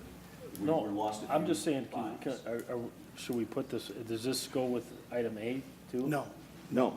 This No, is C is separate because it includes recyclables and yard waste and curbside leaf and brush pickup. And unfortunately, we don't have the chairman of, the director of public works with us tonight. He's out of town. Wait a minute. Your Honor, these are some things that should be done with, with all due respect to our corporation counsel. I mean, It wasn't corporate. This wasn't well, handled by Corp Counsel. This was handled by Ann who Lynn, handles our your internal. ordinance? Yeah, she's the code enforcement and internal lawyer. So I can't speak to why you didn't get it, but you will from now on. Right. You're going to get a mountain of paperwork delivered to your homes, but if we don't look at it, it Yeah. doesn't do anybody any good. Wait a So minute. that we have to, Don't say that if you don't look at it. I look at everything that comes my way. And that's So fine. please don't make that. but there are times when we put things in your drawers that Are you don't- speaking don't directly to sometimes- me? No, in general, Okay, sometimes all right. don't get looked at. Whether they get buried or whatever it is, we know that happens. So what we'll do from now on is we will take the packets, produce enough for all the aldermen, for each committee, and they will be delivered to your homes so that then you'll be able to see exactly what the committee is working on. Right. And again, if we could have gotten together Wednesday on a committee of the whole, all of this could have been hashed out, and we would have found out, yes, it was not delivered to you. It was hashed out. The only thing that anybody doesn't have here is the ordinance. So my suggestion would be at this point, not to vote on any of it. Well, then I'll make a motion to hold over, A's been held over, B and C.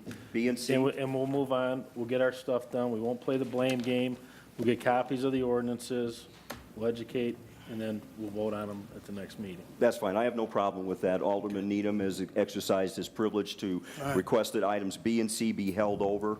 And, yes, Alderman Tempest. Before you hold it over, Matt. Yes, please. Hold it over. You know, we look at the recycling cost, and I look at the number of people in Waukegan that we pay a monthly fee to recycle that we're not using the service. Then I look, that truck runs down the road. I really don't believe if we did it right, if we got a cart that they put the stuff in, like your garbage can says recyclable, well, they could pick it up every other week. And look, I think we could save some money. When we renegotiate the new contract, some thoughts of how we can bring our costs down. Just a thought, Your Honor. Hey, I don't disagree, and actually, they do that up in Wisconsin. Okay. When you go down, Wisconsin, you will see 2 garbage cans, color-coded lids. Yes. Let them know what's in each one of them. But So they collect every in week? fact, we saw that this last Do weekend. they do it every week, or do they? I every can't other? answer that. I do know that they have the 2 garbage bins that can be color-coded, so we can certainly talk to Veolia about. But then again, the problem with that is this. Cost of the garbage. You have the cost of the container. Because they're the wheeled containers, they're large, they're not as inexpensive as the small. And I think that's what held us back the last time. May have. Your Honor. I can't answer, I wasn't here, so I'm not sure. But, as it is, B and C, we'll look at it in 2 weeks. We'll get you the information. I think Alderman Rivera, we're probably going to have to get you to schedule another meeting. That's fine. And we'll find out what happened with the documents and why it wasn't delivered to you. But I will tell you this from now on, you will get the same packet that the committee gets.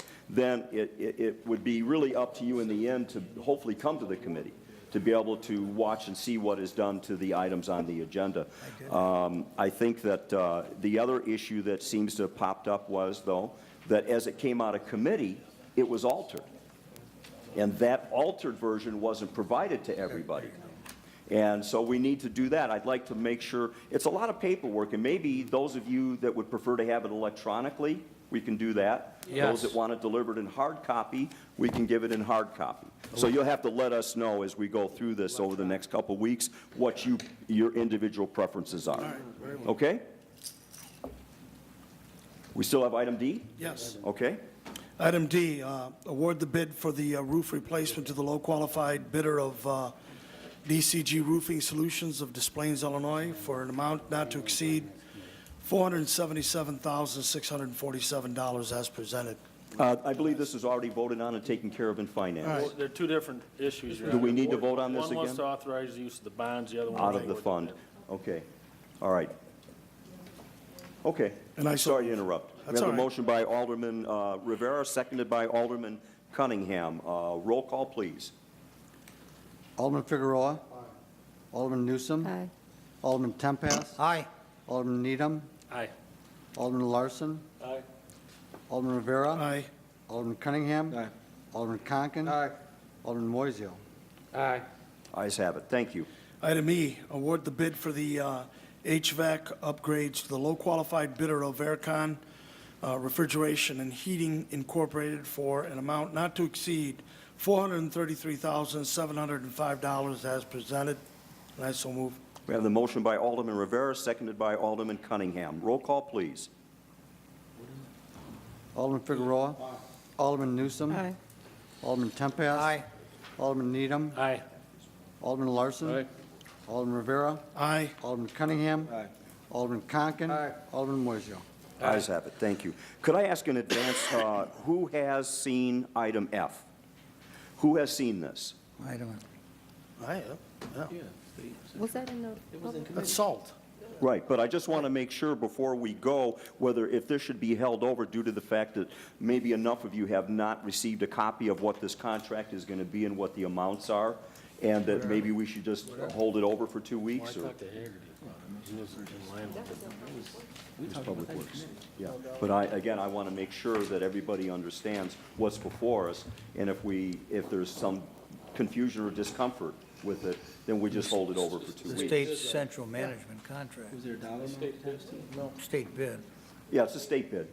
It's just go out for bid. Do we have any issues with this? If we don't have any issues, then we'd like to move it forward. Are we going out for bids, or are we actually purchasing? No, this is purchasing. It's a state, through the state Yes, go through contract. that bid Yeah. process, Yeah, Whatever through the the number is, state is what the management, It the is. central management Yeah, process. it's gotten lower than Salt. it had been in the past. Yeah, They Yeah. gouged us at one point, but it was all right. Okay. yeah. Motion by Alderman Rivera. So move. Seconded by Alderman Cunningham. Roll call, please.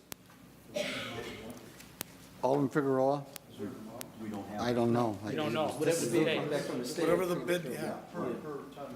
That's right. Yeah, whatever it is, you just gotta, Alderman Newsom. Aye. don't have it. Alderman Tempest. Aye. Alderman Needham. Alderman Larson. Alderman Rivera. Aye. Alderman Cunningham. Aye. Alderman Conken. Aye. Alderman Moiseo. Aye. Ayes have it. Thank you. That concludes Public Works. All right, thank you, Alderman Rivera. We go to old business. We had a motion by Alderman Cunningham, seconded by Alderman Figueroa, to approve an ordinance amending Section 21, Article 4 of the City Code regarding jaywalking.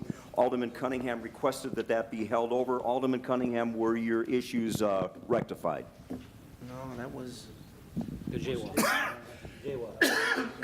Old business. yeah. Yeah, oh, yeah, yes, Your Honor. We're going to do like a public campaign, preferably at the schools, since that's where, I guess, a lot of the issues are happening at right now. Are we going to be able to maybe get some of our officers, or the officers who are in the schools, try to get this communication out to our kids? I think we can talk about how that can be best affected, and we'll take a look at it, working with the school district. And it's received quite a bit of press coverage, but we know that and the kids can, they don't normally read the paper all the time, so Absolutely. I there guess may be an issue there. I guess my point will be the experience. I would like for our young men and our young women to get an experience of dealing with our officers, not always on a negative end, but on a positive end, the same, the importance of this and the danger in it. I mean, it is dangerous. It's very dangerous. Drivers are not always paying attention. We just don't want these young men and young ladies to get hit, particularly going to school. So that's the reason I ask. We'll talk to the chief and see what we can set up. Okay. Okay? All right. Sounds All right, good. thank you. So that, we have any other questions regarding this? If not, then we will just have the roll call. Alderman Figueroa. Alderman Newsom. Aye. Alderman Tempest. Aye. Alderman Needham. Aye. Alderman Larson. Alderman Rivera. Aye. Alderman Cunningham. Aye. Alderman Conken. Ayes have it, thank you. Next up, we have Alderman communication. Moiseo, aye. Oh, Alderman Moiseo. I'm sorry, Alderman Moiseo. Sorry. Sorry, sorry. It's all right. All right, great. The ayes have it. Thank you very much. That is our old business. We have communications. We have an art walk presentation by by Violet Ricker from Main Street.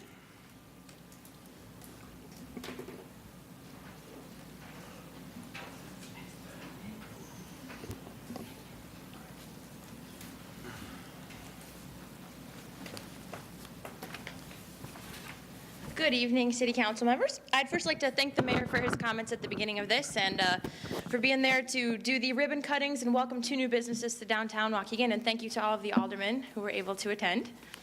The reason that I'd like to give this report tonight and didn't just bring it up in audience time and do something quick about it is because I really want to spell out for you the economic impact that this event had and what type of future events these will be able to have in our downtown. I do have a lot of copies of this, so if anybody would like one from our board president, Mary Claire Jakes, please just raise your hand and she'll bring one over to you right now. I'd like to start with our thank yous, first of all. Art Walk would like to thank, of course, the City of Waukegan for their wonderful cooperation with this event, for helping us to promote it, and, of course, the fabulous David Motley for all the work that he put into it and the art that he showcased of his own. We'd also like to thank Chief Greathouse and the Waukegan Police Department, who did a wonderful job. We were so happy with the police coverage there. Everyone felt very comfortable, but the police weren't too noticeable, so everybody did just a great job, and we were really, really pleased. We'd also like to thank Tom Haggerty and the Public Works staff, who were there supporting us and bringing out extra garbage cans for us, making sure that the street looked really nice that day. We'd also like to thank the College of Lake County Lakeshore Campus and Dean Dr. Al Baldwin, who allowed us to use the Sheridan Road parking garage for the overflow parking, because that was the only problem I heard, was that we had a parking problem. We had too many people in downtown Waukegan, we couldn't find enough parking places for them. As well as George Torres of Forever Construction and Kent Moon of Lakeview Construction, who are the main property owners on that block of 100 South Genesee Street, who made this event possible. And the Waukegan Arts Council, Waukegan Main Street, and our participating artists. So just to tell you a little bit more about, by the numbers, who was there, we had over 1,200 people in attendance throughout the evening. And the event started at 5 p.m., went until 9 p.m. with an after party at Greentown Tavern. There was never a lull. None of the artists had time to get around to see the other galleries. They were busy shaking hands and selling paintings the entire night.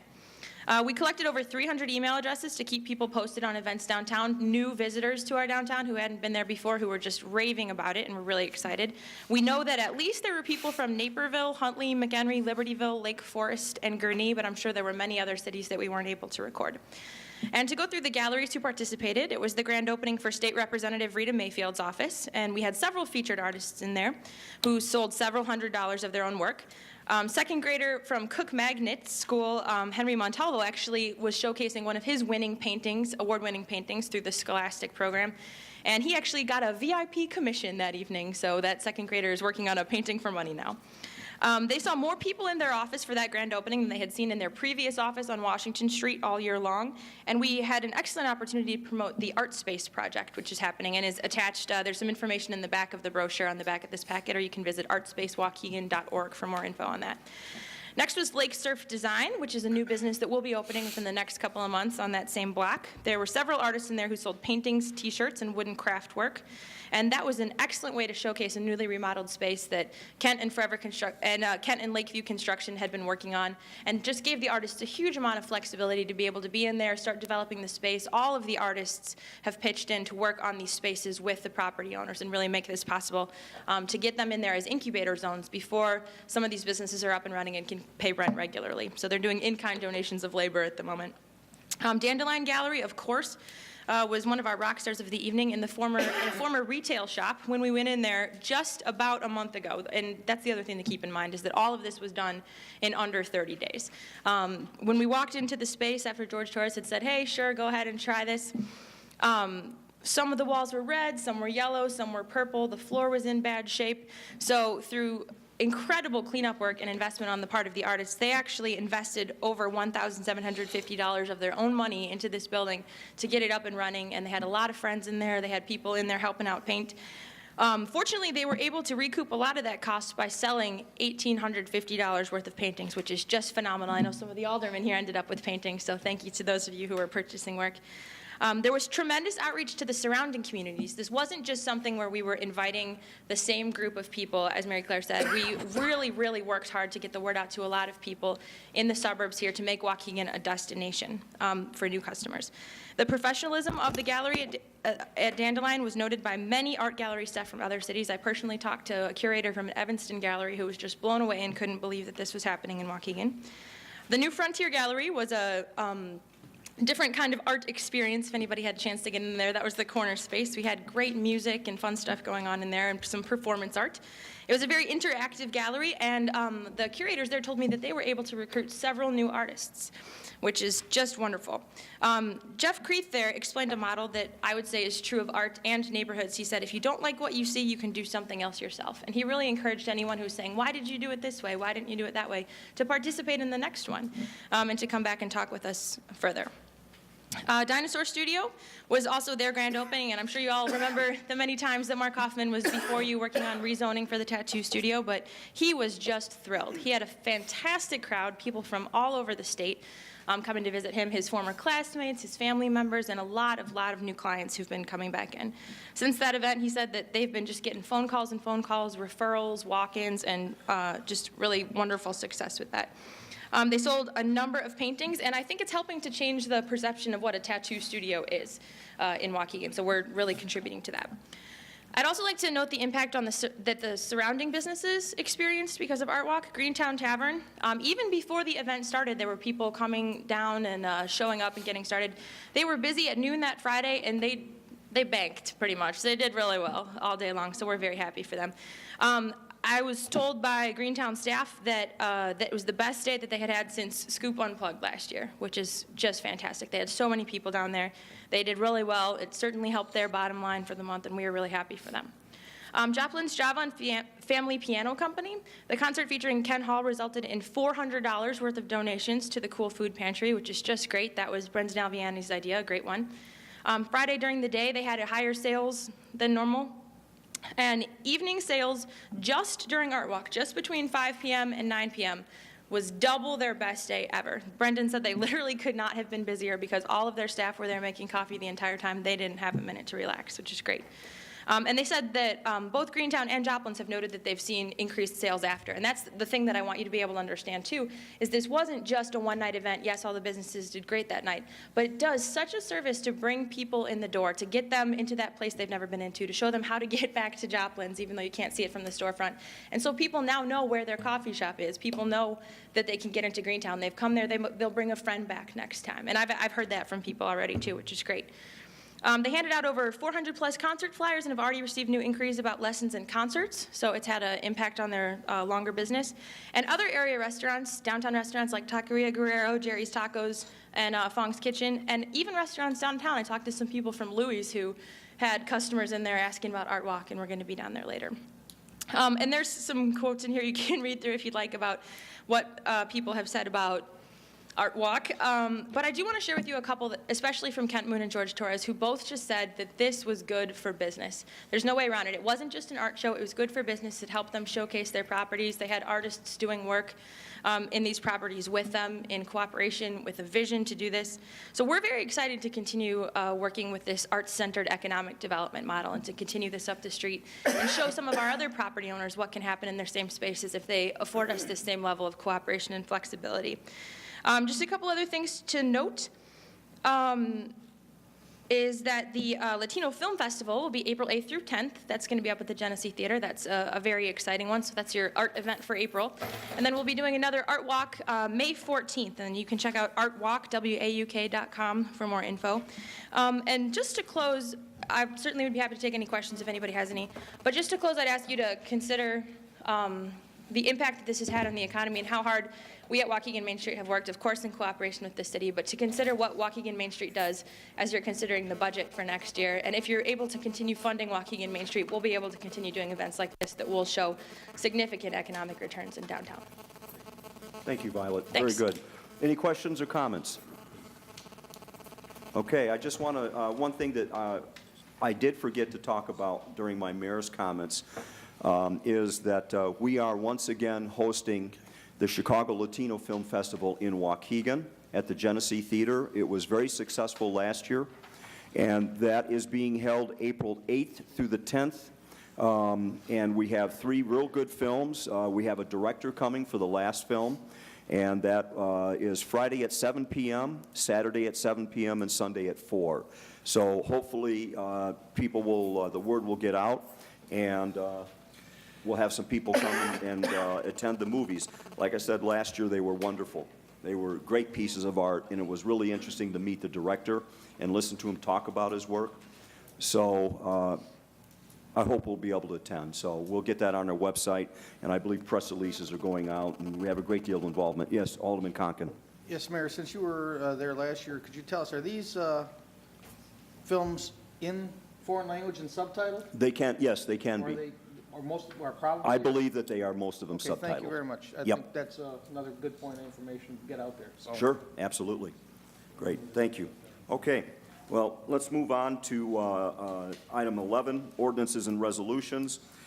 Tony, I believe most of these came out of your... Oh, I'm sorry. Where are we at? Oh, okay, right. Let's go back. Item 10, new business recommended actions by Corporation Council. Item A, approve the payroll dated March 21st, 2011, in the amount of $1,310,567.99. Motion by Alderman Needham, seconded by Alderman Tempest. Roll call, please. Alderman Figueroa.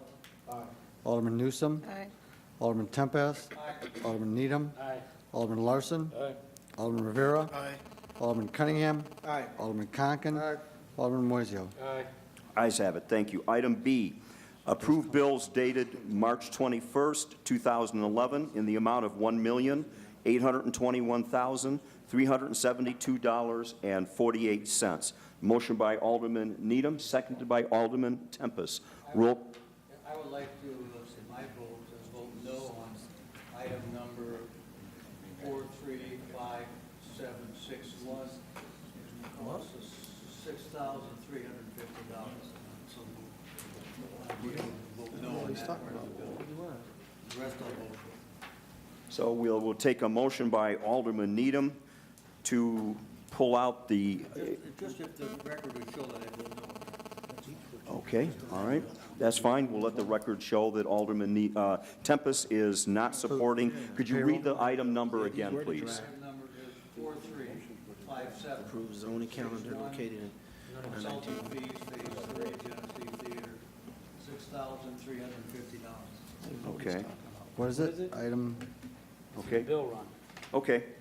The record will reflect that item number 435761, Phase 3 of the consulting package for the Genesee Theater. Alderman Tempest does not support that, but he is willing to vote on the remainder of the bill items. And so we have, again, the motion by Alderman Needham, seconded by Alderman Tempest. Roll call, please. Alderman Figueroa.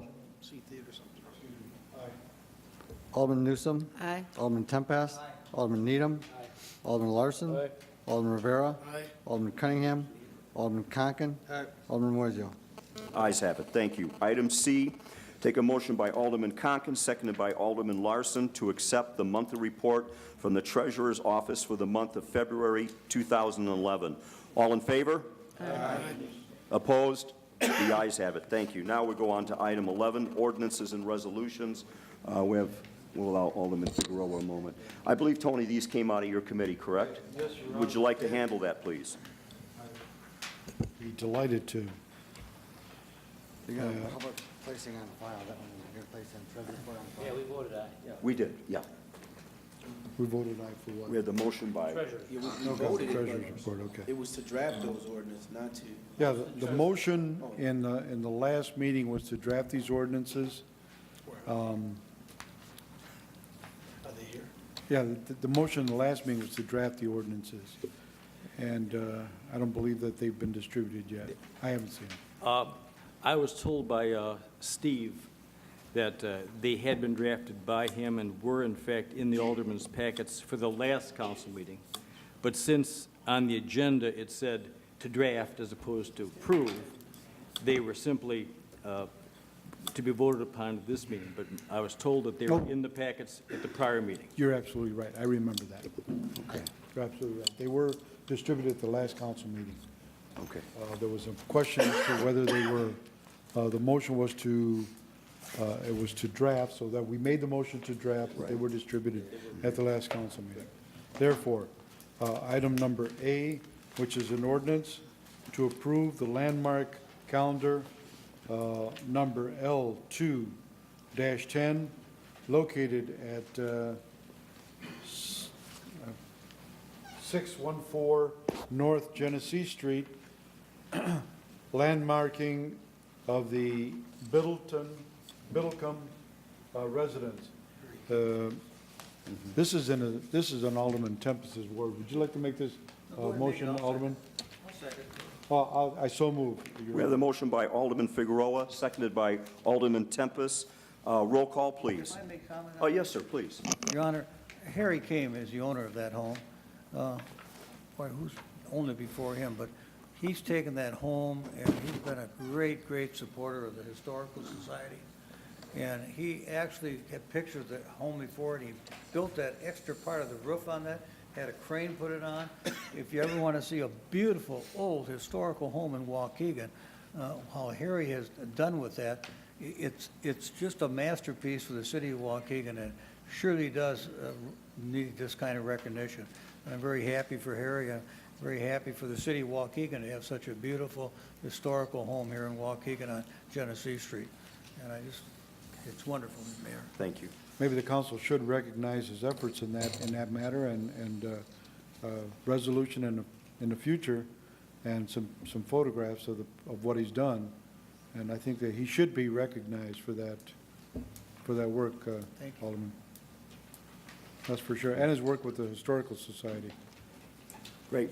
Thank you. We have the motion and the second. Roll call, please. Alderman Figueroa. Aye. Alderman Newsom. Aye. Alderman Tempest. Aye. Alderman Needham. Alderman Larson. Aye. Alderman Rivera. Aye. Alderman Cunningham. Aye. Alderman Conken. Aye. Alderman Moiseo. Ayes have it. Thank you. Next item, Your Honor, this is an ordinance to approve the zoning calendar 2335, located at 919 8th Street. It's a conditional use permit for an educational outreach center, and this is in Mr. Conken's ward. No, Mr. Cunningham's ward, but it's my old grade school. 919? Yeah. Okay, it's in the first ward. It's my old grade school, it's the old St. Bart's School. St. Bart's Second. Church Okay. and School. You're right. We have the motion by Alderman Figueroa, seconded by Alderman Cunningham. Roll call, please. Alderman Figueroa. Aye. Alderman Newsom. Aye. Alderman Tempest. Aye. Alderman Needham. Alderman Larson. Aye. Alderman Rivera. Aye. Alderman Cunningham. Aye. Alderman Conken. Aye. Alderman Moiseo. Ayes have it. Thank you. Okay, item C is an ordinance to approve the zoning calendar 2336, located at 699 Lakehurst Road, for a conditional use permit for an indoor paintball and baseball training facility. And that, of course, is in Ward number 9. This is the old Child World location. That's correct. Yes. Pardon? Yes. Oh, is it Circus World? Is that No, what it was Child called? World. Child World. It was child. Some world. Toys R Us or... A world of some sort. Is now going to be a different world. So we'll take a motion by Alderman Rivera, seconded by Alderman Figueroa. Roll call, please. Alderman Figueroa. Aye. Alderman Newsom. Aye. Alderman Tempest. Alderman Needham. Alderman Larson. Alderman Rivera. Aye. Alderman Cunningham. Aye. Alderman Conken. Alderman Moiseo. Ayes have it. Thank you. Next item, Your Honor, is ordinance granting approval of the landmark designation. We did No, that. wait a minute. Same We've already done address. this is twice. Yeah, We've got six. item number A. Oh, yeah. It has been put on there twice, so we Yeah, won't. sorry. So There's no that's- need to go through. So that concludes the business under item 11, ordinances and resolutions. Next up, we have Alderman's time. Following Alderman's time, we will go into a brief executive session. So as I said before, in all essences, basically the meeting is over after the Alderman's time is done, because we will adjourn following coming out of exec session. Mr. Clerk. Alderman Figueroa. Well, thank you, Your Honor. I would like to make one comment about the Renaissance Commission, and I know that Mr. Higbee recommended that that it be reorganized to have more of an impact in our development for the lakefront and downtown, and I totally support that.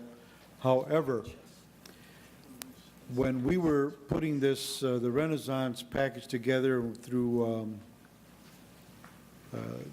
the hearings, all of the hearings that we had with the Skidmore, Owens, and Merrill, and even before Skidmore, Owens, and Merrill, we had a great deal of citizen input, and somehow the Renaissance Commission, as it is now, has had this type of input. And I think that in the future, however this happens, we need to maintain communications with all of the people that that had input into the lakefront study.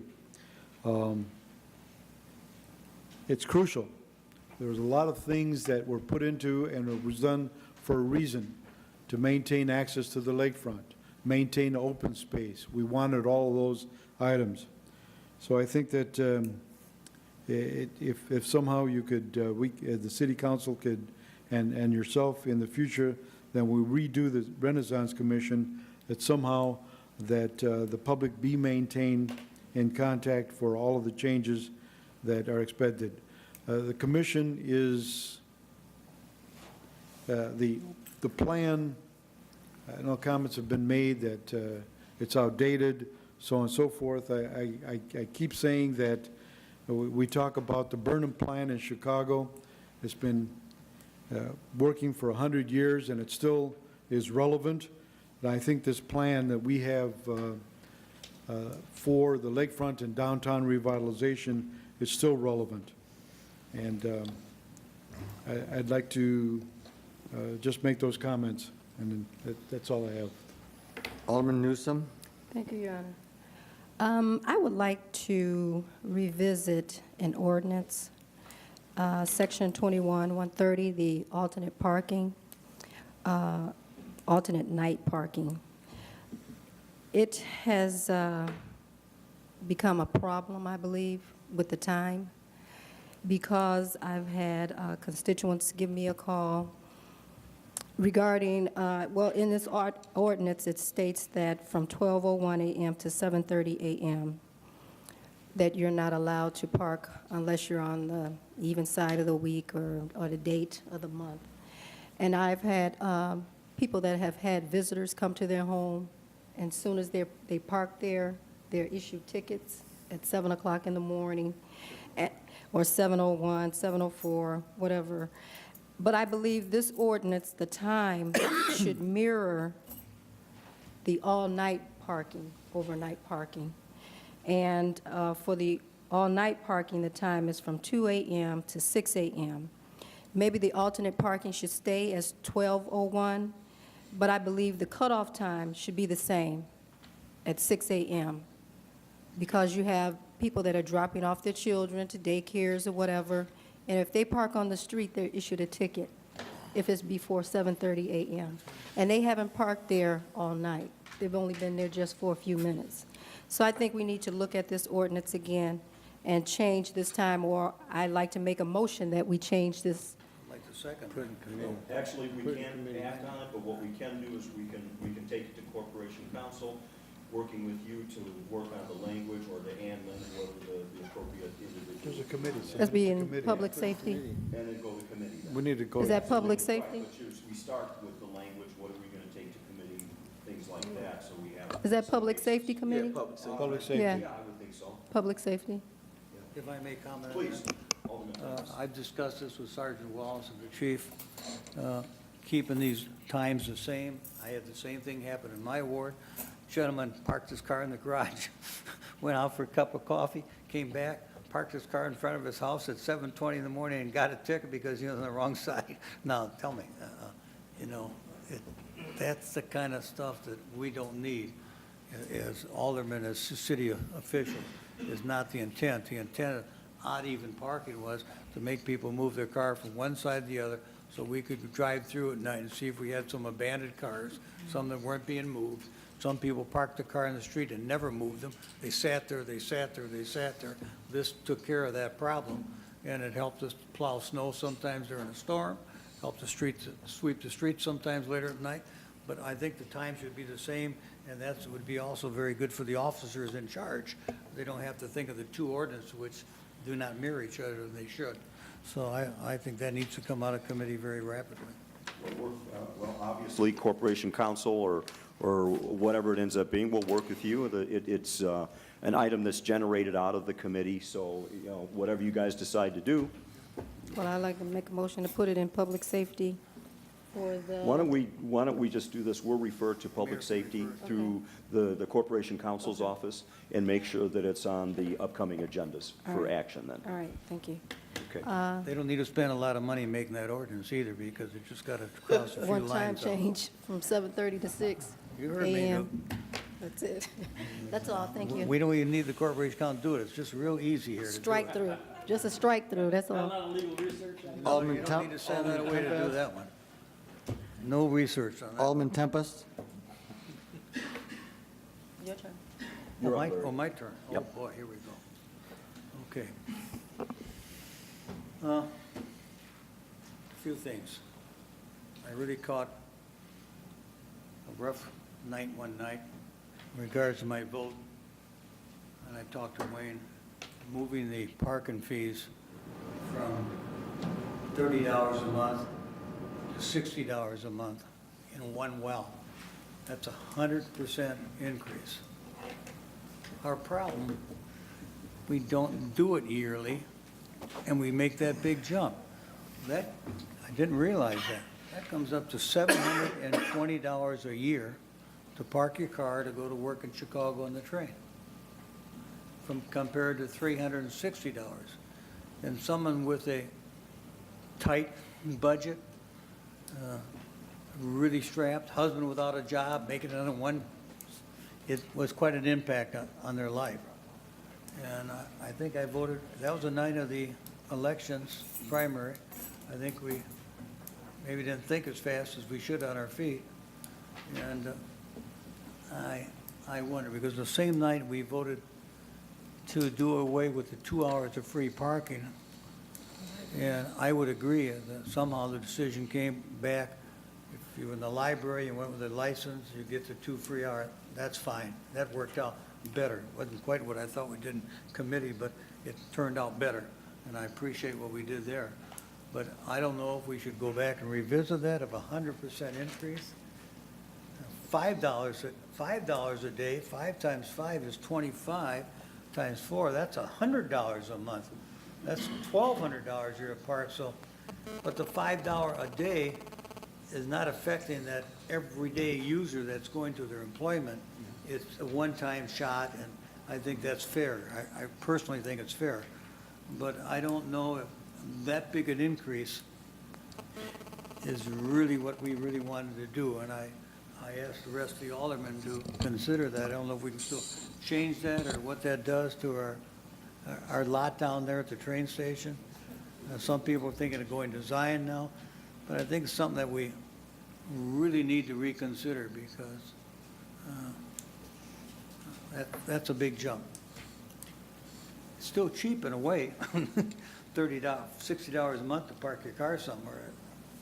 I mean, you can't do it in Chicago, I know, but still, I don't know if we did a study and we checked on what Fox Lake charges, what does Lake Forest charge, what does Lake Bluff charge, what does Zion charge? Well, did they do that? Okay, okay, and they did it, okay. So I just would like the Alderman, that goes in effect May 1st? Yes, May 1st. Alderman Aaron's been notified. Majority of people understood it. They've been getting away with it for 10 years, and they kind of expected something to change. Again, that's the point I'm making too. We can't let things go like that for 10 years.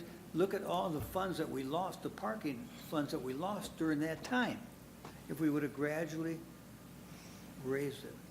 Okay, I made my point, and the council want to act fine. Okay, then, yard waste. I'll talk about that a minute if I can. Some communities, Downers Grove I know is one for years, I don't kind of like have to pay in for something I don't use. If I'm not going to pick up my leaves, I guess I could compost them in my backyard and make good, or dig them in my garden. I've done that. Or some communities have a sticker you put on a bag, and then the city gets that money to do it. I don't know if we even investigated all these areas. I really don't. I know it's coming back up before us. I think we need to take a look at that also, but in Waukegan, maybe it's best we pass it on, but it's something we ought to consider. And then the other thing with Mr. Motley, my parking administrator, Union Pacific, Wayne, I believe in conversation with you, I learned that their contract is up. When is that up for sure? It's up shortly. I've already talked to Ann Lynn, and I've discussed it with Newt and Amy, and we've discussed looking at restructuring that settlement so we don't have to pay a third of the income from the lots back to Union Pacific. And Larry, the other thing you understand is we built a 100-space parking lot down there 2 years ago, and that was not, the burden of that was not placed on those monthly parkers down there. They didn't pay a dime for that extra. They continued to pay $30 a month. And what recommendation did I get? None. Okay. My point is, I would like to see the contract, get a copy of it from you, that we do have at UP. And I wonder, I see in the bill run here, Union Pacific Railroad in the bill run for tonight, just jumped out at me. 1 month, $2,243.70 we gave them, all the way down to the month of February, $1,241.51. Now, I guess they get 1/3? They get $1,200 plus 1/3 of the net income of the lots. 1/3 of the net income. What? Are we subtracting? No. Well, that's not fair then. I know, that's why we want to renegotiate. We need to get this contract so that if I'm plowing it, I can take that time off, and it should be 1/3 okay, but my God, it might cost us 2/3 to keep it clean, and they get 1/3, and we got nothing for all of our efforts, and maybe minus. And so I think we need to work on that contract, Newton, and I'd like to get a copy. I'm going to start reading all this stuff. I read most everything, by the way. Not advantageous to the city. No, okay, so that was my comment there. And I guess that, and then again, it's my library. The library is part of the city. Their workforce is part of the city. We pass their budget. It comes through this body. But I don't know if their bigwigs over there have taken our people, our management people, have not had a raise for how many years? Help me. 2008. Huh? 2008. They haven't had a raise for how long? How long? What kind of raises are they getting over there? Have they taken a furlough day? I don't think so. They've cut their budget, they've cut jobs, yes. They've cut 5 jobs, but wait a minute. I don't want to intergame, but that's all right. Thank you for your thought. I heard that. That's what brings up my thought process. But has their top dogs taken a pay freeze? Or have they continued? Or have they taken a furlough day? I know our gals in finance, they take a furlough day. Gav. What are you laughing at? I'm telling You you the said truth. Gav, I just think they ought to be on the same footing we are, so I guess that's it, Mayor. And the other thing is, you know, I think the economy is, I want to be positive. I think we are picking up a little bit. A lot of my homes in my ward that have been foreclosed on are coming back. This time of year, I would invite everybody to get your rake out, rake the parkway. That's yours to take care of. Take care of it, get some pride. Everything looks bad now, it's that time of year, everything melted, but it's time to get out there, the weather's up, it's time to get out there and start raking and cleaning up your yards. And I have some areas of my ward that I'm paying a special visit to that don't get busy because they better clean it up. It's time to make the city look nice again, and we can do it if we all work together. Thank you, Your Honor. Alderman Needham. Thank you. Just something that bothered me earlier tonight in the audience time. There's some comments made about our police department, specifically that the people were losing faith in our police. I take exception to that. I look around the room and I'm pretty much who you're talking about. Our guys have an outstanding police department. They've got a tough job to do. Do they get it right all the time? Nobody gets it right all the time, but I tell you what, when it counts, they certainly get it right. So I take exception to that. I think the issue is more of accountability and personal responsibility. We talked about a shrank smoking gun, about an illegal gun or a stolen gun that was sold. Is that wrong? Totally wrong. Do we need to make sure that doesn't happen again? Absolutely. But what you're telling me is that the person who bought that illegal gun, they're not going to buy a legal gun? They're not going to do the same thing with it? I think it all comes down to accountability and personal responsibility. Because I can tell you right now, Alderman Tempest doesn't care if the gun in my hand is illegal or legal. That's not the issue. The issue is accountability, personal responsibility. We passed the ordinance on jaywalking tonight. Are you kidding me? I mean, now we have to teach our kids not to walk in front of cars. We see that every day. And every time there's an issue that comes up and people start to get dumb, we have to pass laws and legislation to correct that. But I think, once again, it all comes back to accountability and personal responsibility. And once again, I think we got to find a police department, and I think we all know that. And I think we need to look in the mirror a little more often than outward. So those are my comments. Alderman Larson. Thank you. I want to say thank you once again to David Motley and Violet Ricker in particular, and the dozens of volunteers from Main Street to the shop owners and their friends and cousins and mothers and grandmothers who all turned out to make Genesee Street and the downtown area look so great and feel so great during Art Walk. It really was a great time, and the amount of energy and the cool clothes that the kids wore.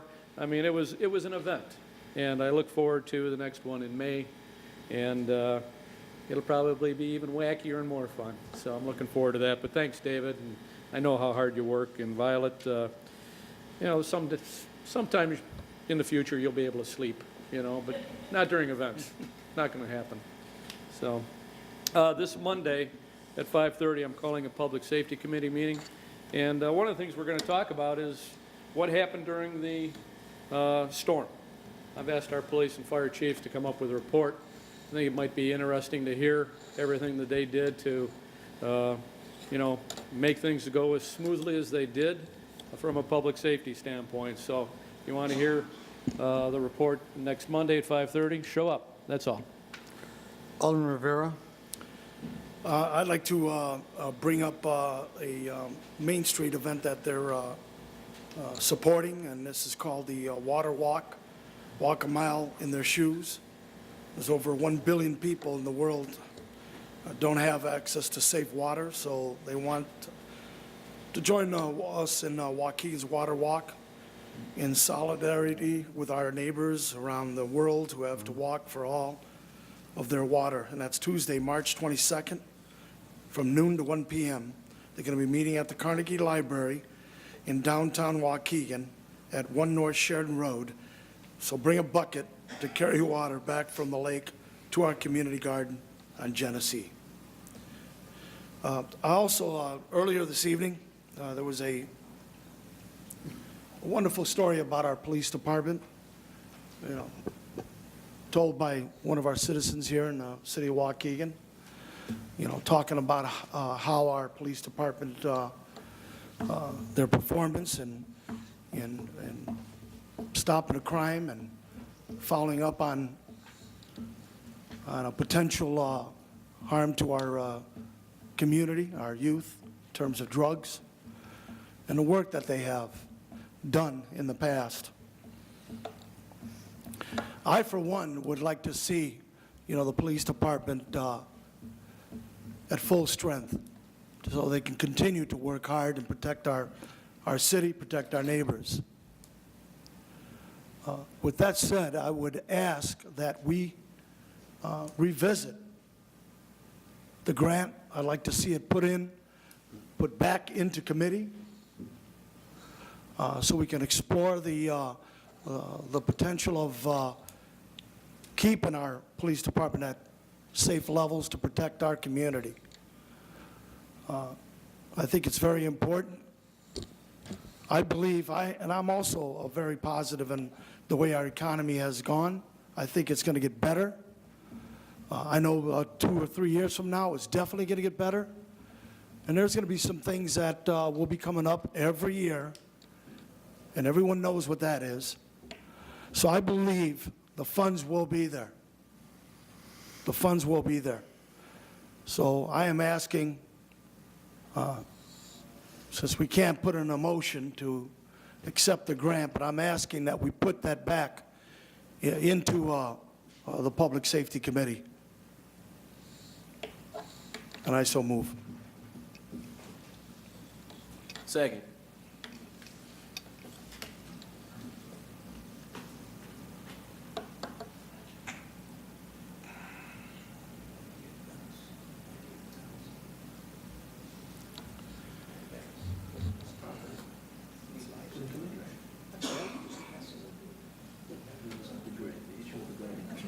That's it?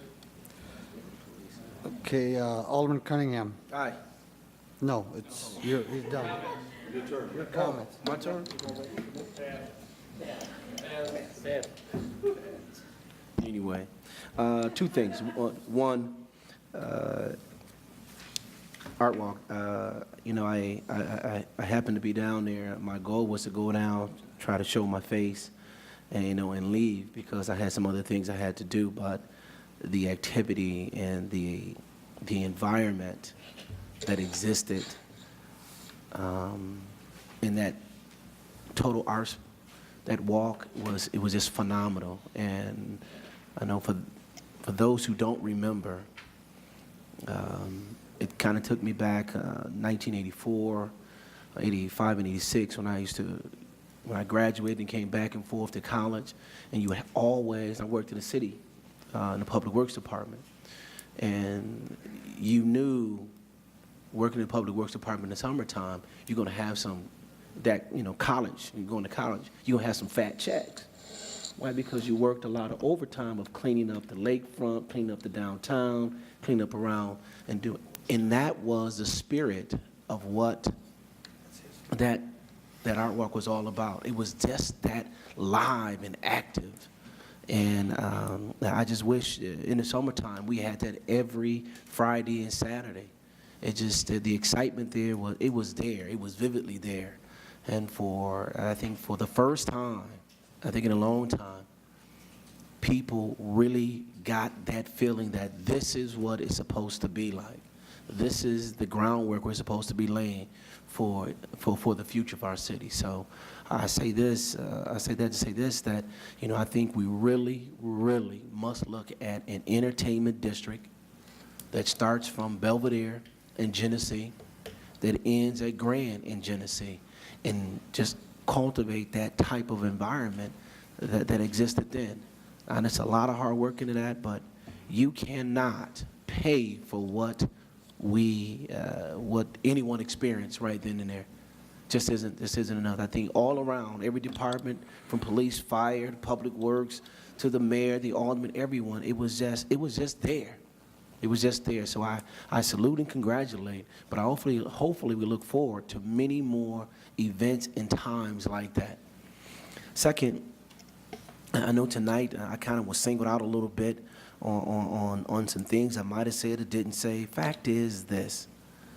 I was called by the chief, I think as all of us are, whenever something serious go down in our wards. And we speak of the police, we may criticize when there's things of individuals they might do wrong. Hopefully we have processes in place, not hopefully, we do have processes in place that address those issues. If I'm not mistaken, we've making some serious disciplinary issues just in the past month and a half. But there was a revolver, is that correct term, Danny? Revolver, gun, found underneath the garbage can in a garbage bag by a grocery store. This is where mothers send their children to pick up convenient items. This is where little boys and little girls go back and forth to school every day. This is where people just walk up and down the street because that's what they were supposed to do.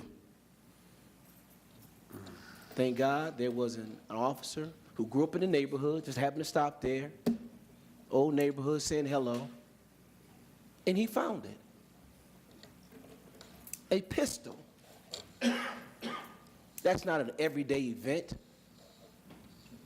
But thank God that he was there, because we don't know what would have happened.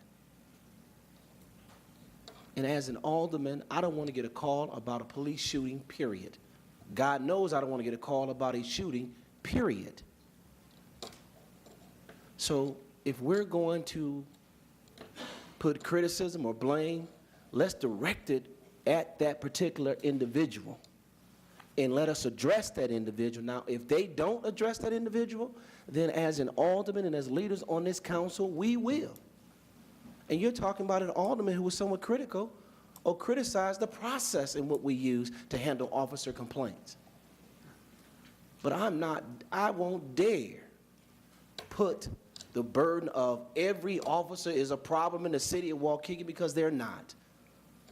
Just like every citizen, whether they're black or white, male or female, short or tall, they're not our problem to the police officers. They are individuals, and I stand by that. I do think we need to change some things, but we change those things within the process that we have. We do not attack the entire police department. And for one, I'm here to tell you, the people that live on McAllister, that buy homes, that have their children go back and forth, they are excited, they are happy to see that certain corners are cleared up. They're happy. And that's just fact. Nobody wants to live around anyone who put guns in the middle of children. Not I hope not anybody in this room. And if you do, you got a problem with me. That's just period. You got a problem with me. There must be law and order. But that law and order also must understand there are citizens who are sometimes may look one way but act different. We all have work to do. We're all not perfect. But we can't put that burden on the entire police department. And if you find someone who's standing outside the bounds of protecting and serving, or wearing the badge the way they should be, If you don't come and let somebody know, shame on you. Thank you. Alderman Conken. Thank you. I feel I have to make the comment about the guns also. First off, I take it a little offensive to the comment I heard that I or anyone else up here works for the smoking gun or for the gun businesses in the city. I don't think any of us do. I personally do represent Mrs. Schrank. She is a resident of the Second Ward, so in that respect, I do represent her, but I do not represent her business, nor do I represent the smoking gun. Some of the comments that were made that the smoking gun should be held responsible. Well, if I'm not mistaken, they were. The young man that was arrested proved that he had bought the gun legally at the smoking gun. If I'm not mistaken, the smoking gun reimbursed him his money. Therefore, they were held responsible. They are also, the gun industry is one of the most heavily regulated in this country. So I agree with Mr. Turner in his comments that I find it very hard to believe, and as a matter of fact, I won't believe that they skirted the law and sold a stolen gun. I don't think they did it. Matter of fact, I'd bet my reputation on it. The issue here isn't so much a stolen gun as guns in the streets. And as Alderman Cunningham said, that's the biggest problem here. It's not stolen guns being sold by the smoking gun. Comment was made that it happened once that we know of. Well, by that same logic, if you get pulled over by a cop, he should be able to write you 5 tickets. You could say, well, I was only speeding this once, and the cop could look at you and say, that I know of. Why can't I write you 5 tickets? Same thing. We can only prove that it happened once, then as far as we know, it only happened once. And to change the ordinance, to me, is still, in my opinion, a knee-jerk response for one incident. I was also mentioned that there was a hope that none of the children of the aldermen up here would ever get shot with a stolen gun. Okay, I hope that too. I hope nobody ever gets shot with a stolen gun. Of course, I wouldn't be any happier if they got shot with a legal gun. You can buy a brand new one at the smoking gun tomorrow, and if you shoot somebody, still the same end result. The end result's the same. Someone was shot. So it doesn't really matter whether it was stolen or not. And again, like I said, I don't believe the smoking gun purposely sold a stolen gun. It was also mentioned here that who should be held responsible? Should the smoking gun be responsible? Should the city of Waukegan? When did personal responsibility get abdicated in this country? How about the person pulling the trigger is the person that's responsible? The smoking gun has no influence on the person they sell the gun to, what happens the next day, next week, next month. So there's the answer to all the questions and the comments that I heard today. You know, we do have an issue with guns on the street, and I understand that. And I understand the passion of the people that talked earlier today. But changing this ordinance doesn't do anything. It's a feel-good measure. It makes everybody feel good about what happened. And I don't think it's necessary. I think that the calmer heads need to prevail. And like I said, this is one of the most heavily regulated industries in the country. So they already have rules to follow. And I don't think they violated any of them purposely. Next comments I want to make are about code enforcement, especially after hours. I have a problem in my ward with a couple of people that making complaints about a guy basically running a car repair business out of his garage in the evening and hammering on cars till 10, 12 o'clock at night. And obviously our code enforcement is off the clock at that time. So I guess I'm going to have to get together with you, Chief. I'd like to be able to talk to you and find out what the police department, or can the police department do anything to enforce these things after hours? Because most of the people, I'm just using an example, I'm assuming that this person comes home from work and starts working on cars, whether it be a hobby or whether it be a business. The reason the complaint says this seems to be a business is because there's a constant changeover of cars coming in there. It's not like he's working on his car and changing things around. So it's a constant flow, new license plates, new cars coming in constantly. After that, also I'd like to congratulate the Main Street. The Art Walk was a good time Friday night. Great time, great to see all the people down there. You guys did a wonderful job.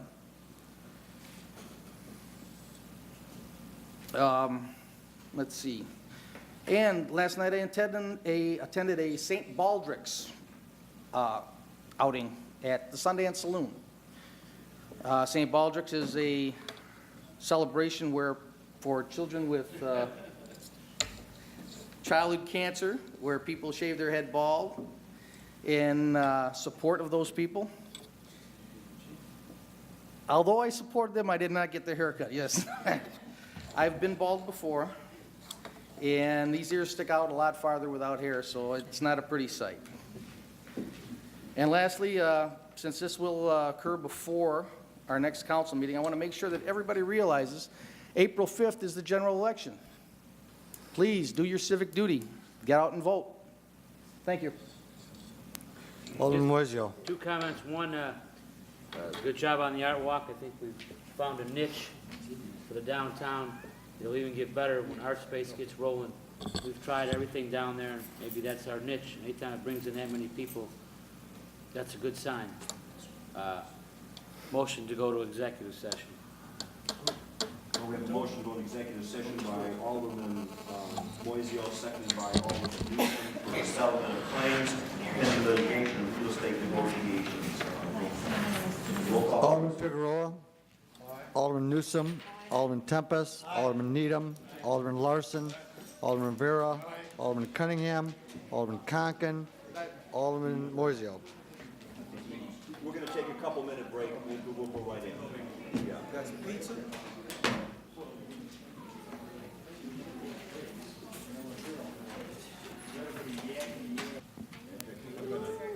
I'm going to head on out. I got to take Hayden. You go. Hayden. Good luck. Just keep in touch with the phone. I'm not in the office tomorrow very much, so just call me and let me know. Just give her my best, and Joanne, too. Okay. Motion to come back in a regular. Wait, we gotta let him get hooked up. Do you need to get hooked up, Wayne? Can we go? Motion by Alderman Needham, seconded by Alderman Rivera to come back into regular session. All in favor? Aye. Opposed? Ayes have it. Motion adjourned by Alderman Cunningham, seconded by Alderman Conken. All in favor? Aye. Ayes have it. Thanks.